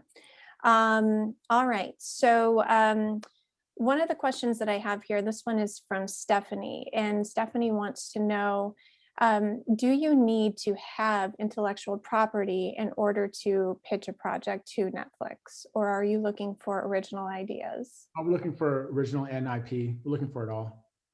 Yeah. Okay. Perfect. Do you need a completed pilot script in order to pitch? No. Wow, you're making it easy. I love it. No, you don't. I mean, look, I think, especially in the LLOs, the local language, regions, we've taken pitches that were a couple of pages long. Just understanding that the local talent that doesn't have a lot of experience in episodic storytelling, we're just going to have to, say, well, you know what, there's an idea here. We like the characters. We're just going to have to develop it with them. We'll develop a Bible with them. And it takes a long time to do. And sometimes we'll, get an American writer to come consult and help get it to where it needs to be. But that's where we're at. And so this pitch workshop, this document, this presentation is kind of like our first, opportunity or chance to try and get people to, think a little bit more about how to, create a series. Because when in Hollywood, you're basically on a room for 4 or 5 years before the networks even look at you. And I think it's probably getting a little quicker because there's a lot of content being made and the competition's kind of rising. But you have some work experience before you even begin to pitch, and so you're developing your craft, and how to think about a series, because if you sat in a room and spent hours and hours and hours of working with an established showrunner and upper level writers that show you how to do it, by the time it's your opportunity, you have a pretty good shot doing it. But in the rest of the world, they're just doing it from ground zero. So that's where we're at. Awesome. And, I'm still getting a ton of questions about getting to Netflix. You guys, just so you know, we do have a ton of resources on Stage 32. We have blogs, we have a lounge, we have Stage 32 webinars that really break down the process of what it is that you need to be able to try and find representation. As I mentioned before, we do bring in executives every single week, anywhere, up to 12 executives each week. So, our biggest piece of advice is to be very active on Stage 32. You get out what you put in, but we are the leading and largest online community of incubating and connecting creatives and professionals. So I know you guys keep typing these questions in, but I think that's going to be our biggest piece of advice for you on that. And look, if you're having problems with agents, look to producers. Just 6 degrees of separation, 3 degrees. But producers are a good way, especially in the around the world, to get to us as well, because we work with them. But yeah, or use the resources here. Use any resource you can. Yeah, definitely. Now I've noticed I'm going to combine a bunch of kind of comments that are coming up and down in the chat box. When a project comes to Netflix, is there an advantage? And this is actually coming from some of our executives that I see within here. isn't an advantage when the project is already packaged. So for example, you have the script, you have the Bible, you have, let's say, a showrunner. Does that, are those looked at more favorably or versus having just a script? Or can you talk a little bit about like when you have a package? Yeah, that's a good versus question. not? I think, the more elements you have, like, like you said, if you have the Bible, you have the showrunner, somebody we know that they can go run it. Because like, look, there's the relationship we want with the writer is we want to trust you to go do it and like have as light a touch as possible, right? We're not a company that overdevelops things. We like people to lean in on their their skill and craftsmanship. So if you have that showrunner, if you have an actor, if you it makes it easy for us, right? It's almost like, well, yeah, this showrunner is like, in the top 10. This actor or actress has a following. And if you have IP, it's like, and there's IP, then it's almost a no-brainer. In terms of scripts, if you have a script that's amazing, yeah, we'll find a producer to pair you with, and then we'll do the actors and stuff. We can get that later. But if you have a script and a voice that's brilliant, we're all about that. And what's interesting about some places in the world is that the writers are kind of looked at as plug and play. So, for example, in many countries in Europe, the writer is paid by the producer to write all the scripts, and it can take 2 years to do without a writer's room. They do it by themselves. They ask them to do many rewrites. It would never fly in the States with the WGA. And then they hand in that script. The producer takes the script and goes with the director and goes and shoots it, and the writer goes off and works on the next project.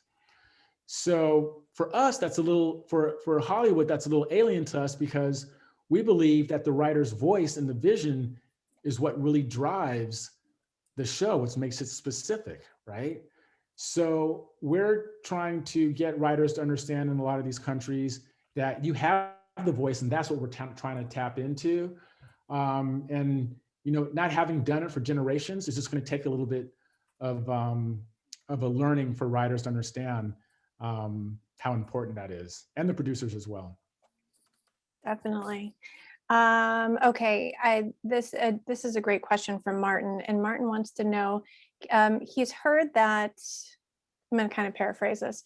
He's heard that Netflix typically looks for, in television, a 3-season arc for a show.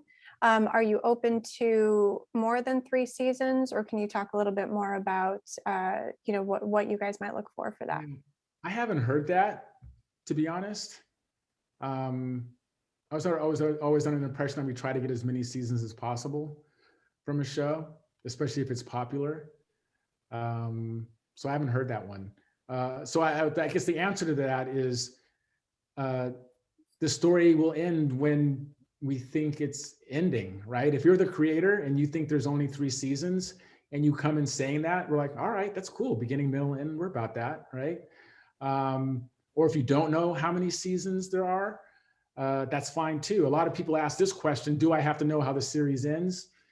You kind of don't, but you should know how the first season ends.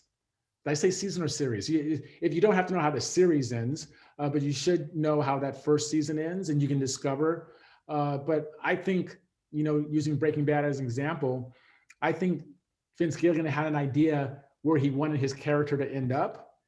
How that would play out in the scene, he didn't probably have the answer for, but I think he had an idea of the fate of his character, right? And maybe it changed a little bit, but he had a general notion of it. So. All right, awesome. I'm getting a lot of questions in terms of genres. And I know you had talked about that earlier. I know you kind of said Netflix looks for everything, Yeah.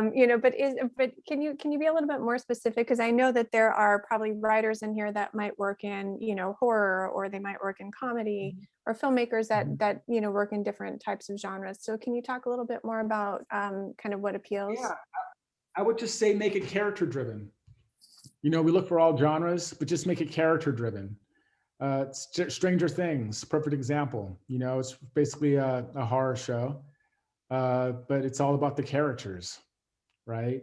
Character-driven sci-fi. Snowpiercer is an example of that, right? I think that's starts on TNT though, but and again, that's something else that people don't that they don't realize is that a lot of those shows that you see, a lot of them are licensed.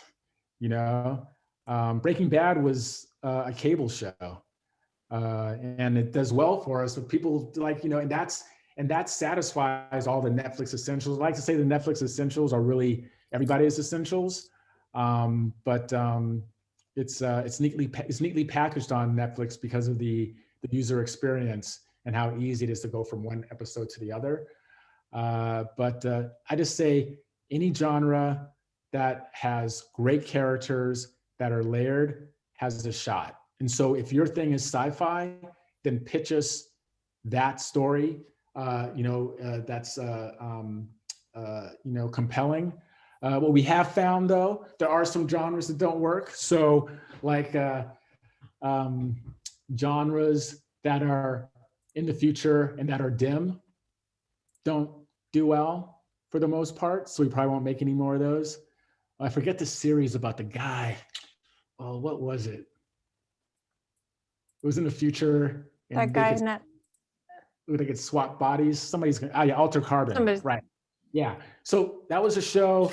I thought the first season was pretty good. I stopped it because I was confused, and then I picked it up. I was like, oh, okay, then but in the second season, I thought it got really complicated, and it was just we just decided that, you know what, nobody really wants to see this kind of jury future, and so yeah.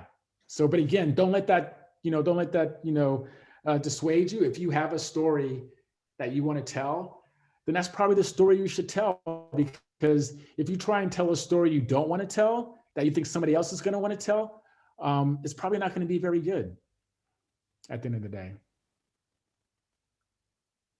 Well, I think character drives so much of it. I'm kind of clicking through here.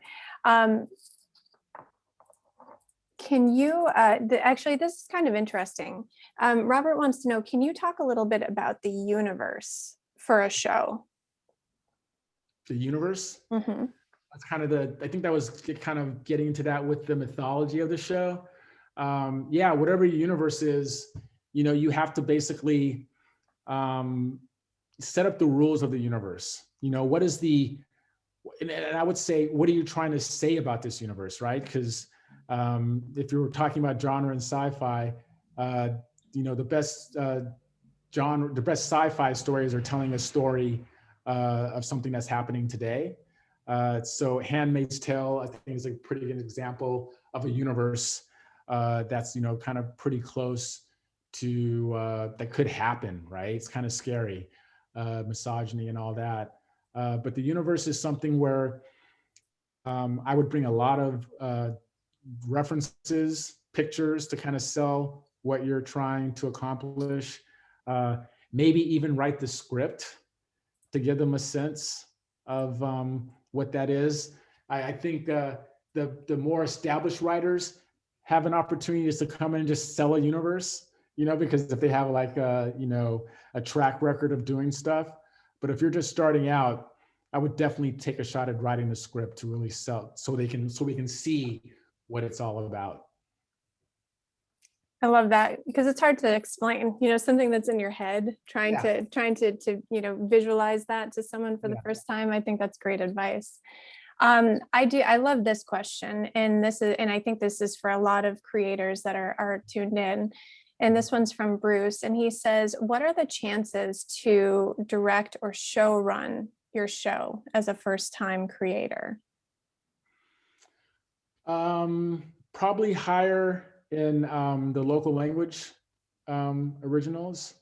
You know what? I think Ethos was that. I think the creator was he was a playwright, came from theater. I think he wrote the scripts. And I think that was a light touch. I think we just let him do it, and look what came out, So very rare, but having a track record in some medium of the arts, and then delivering a document, the scripts that are brilliant, and the budget's not that high, you kind of go like, you know what, let's give them a shot. But if you come in and pitch something that has a universe, you come in and pitch The Mandalorian as your first show, probably not going to get an opportunity to direct that one and showrun it. Perfect.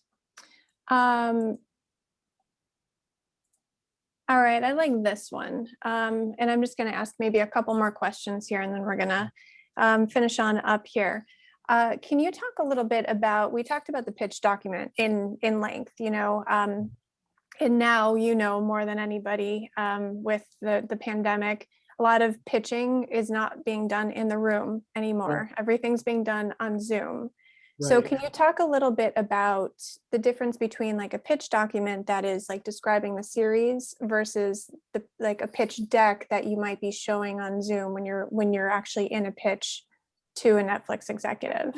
So I got out of development before the pandemic, so I've never taken a pitch online. Come on, Chris, you got to know. I don't know. I mean, I think my understanding is, at least in Hollywood, most pitches are still verbal. In a lot of our regions, we'll just take the document and read it and then have a meeting about it and be like, we like it, And a lot of it is it attached with the producer that we know that can deliver, right? I saw somebody ask, can you co-show run something? And yes, there's a lot of times where we'll partner you with somebody who's a showrunner to make sure that you have the backup and really believe in you. And like the perfect example of that is Shonda Rhimes, right? Mm-hmm. Grey's Anatomy, the Totally. first year, I forget who the showrunner was. But after a year, people felt that she was writing it and she had control, and they just gave her the support and she was off to the races. And she earned it, Totally. And I actually thought you might have some experience in that, but I can share this as well. Because I do produce, and I recently just sold a television show to a major US network, and I'm out pitching a new one that we have attached a showrunner to as well. And it's a fantastic story. And one thing that we have done in the Zoom pitches is that we have taken what's been from our Bible, and we've kind of created it in just like an easier to digest type of screen presentation through like a PowerPoint presentation. So earlier, like when you were talking about with sci-fi, creating that world, kind of, putting a visual to that world, what we're doing is on screen, we're basically setting up that world visually, so you're able to see it, and then applying our version of who we feel the characters would be, our main characters. So the creator as well as the showrunner are kind of going through that pitch, and so we're flipping through that on screen as we're doing the pitch. So that way it kind of makes the Bible a little bit more tangible, and it really kind of helps with the Q&A when it comes time when we're talking with the executives. Yeah. No. Cool. You gotta innovate. Yeah, definitely have to innovate in these times for sure. All right. So, one thing I'm going to do is, first of all, I'm going to be finishing up right now. You guys, if you want to type in really quick on some comments for Chris, I will read them out loud. And I'm also going to bring RB back out just to be able to say goodbye to everybody. You guys, one thing that I do want you to do is, Chris has spent a lot of time preparing for this, and we have put a ton of work into this. And so what I'd love for everybody to do is, I'm going to embarrass you right now, Chris, actually, and RB, I'm going to embarrass you too. I want everybody to take out your cell phones, and I want everybody on the screen to smile. And what I would love for everybody to do is take a photo of all of us. And I would love for you to tag Stage 32 on Twitter and on Instagram, and do us a favor and pay it forward. Pay it forward on what you learned today. So we'll smile now. And if everybody could just take a quick photo.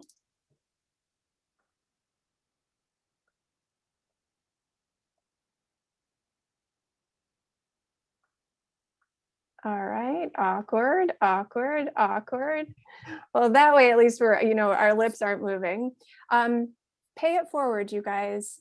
All of this information that you learned today, not only helps you as a creator or an executive, but it helps the industry. It helps the industry get stronger. That's exactly why we've created the Stage 32 community. In addition, make sure I'm going to put the links in the chat as well for you guys to be able to make sure that you are contributing to the lounges. And then in the lounges, I'll make sure that I share all of that with Chris so he can see everything. And oh yeah, actually, I'm going to put Stage 32's in here. I'm going to put RB's Instagram in here as well. RB walks into a bar. Which is awesome. The best Instagram ever. Walks into a bar. And then I'll put my Twitter in here as well. Stage 32 Amanda. I'm not on Twitter. Yep. You're lucky. You're lucky, Chris. Yeah. So I stuck everything in there. So yeah, and I thank you guys so much for today. Chris, I'm going to have you leave with one last piece of advice, but RB, I'm going to turn it over to you because I know you had some things you wanted to say. Yeah, first and foremost, Chris, that was amazing. Absolutely incredible, and exemplary of what we do here at Stage 32. But the thing that struck me was not only your energy for going so long, and it was so much great information, so insightful and so upbeat and so optimistic. And I hope that's a takeaway for a lot of people here. You said something that really that stuck with me. You said a lot of things, and I'll get into that in a minute, but one thing that you said is that, you got to keep pushing and you got to keep going and you got to keep, and that's it. I mean, that's the mission. That's what we talk about all day long. And the thing I think that's really, really cool about our platform is that every single person that works for this platform is creative or on the business side. So we all get it. Like, we're all living it and we're all suffering through it sometimes, and we're seeing those highs and lows. And Amanda mentioned the show that she's producing. I'm throwing it in there. I'm the creator and writer of that show. We've been pitching it all over town. And I have to tell you, even doing it we attached one of the top showrunners in town, and even doing it with him, and he's been doing it for 30 years. And all the stuff that we've talked through and how many times that we've rearranged the pitch and everything like that, I came away with so many great ideas. Like, you realize there's things you're missing, or there's things that could be better, or there's a better way of putting it out there. So I can tell you straight out, I'm grateful. And I know that everybody that has watched this today or is going to watch it on demand is going to be grateful as well. So I just can't thank you enough from the bottom of my heart. My pleasure. My pleasure, for sure. Awesome. This was humbling. Like I said, I've given this presentation a lot of times, and all over the world. And what I discovered is that the storytellers, you guys all share the same spirit, right? There's this desire to want to tell a story, to share something that you have to say, right? And so the last piece of advice that I will give is something that Peter Roth, one of the last I would say icons of the industry who just recently retired, he just said, we all have a responsibility to tell a story that says something about humanity, right? Like that's the deal. We may think that it's really, about, aliens and monsters and stuff, but at the end of the day, all of those real successful movies and television shows, those writers are trying to say something about the human condition. And that's what storytelling is about, right? Because we're humans and we're trying to, explore what humans can do about love, hate, fear, revenge, all that stuff. So keep that in mind when you're thinking about your stories. And I would think about that before you even think about what the actual genre is. Like, what do you want to say about, our existence? And then go from there and see where it takes you. All right. I love that. Awesome. All right, everybody. Well, we are going to be sending out a survey as soon as you guys log off. There is a survey. Please fill that out. That helps us get better. We're going to be sharing that information, with Chris, so we have an idea of how we did today. Tell us the good, the bad, the ugly. Chris, people noticed your Banksy painting in the background, which is amazing. Let's see, reprint. Love it. Love it. But everybody's saying thank you so much. This was excellent. Thank you from all over the world. I've been waiting for something like this. I've left inspired. Bravo.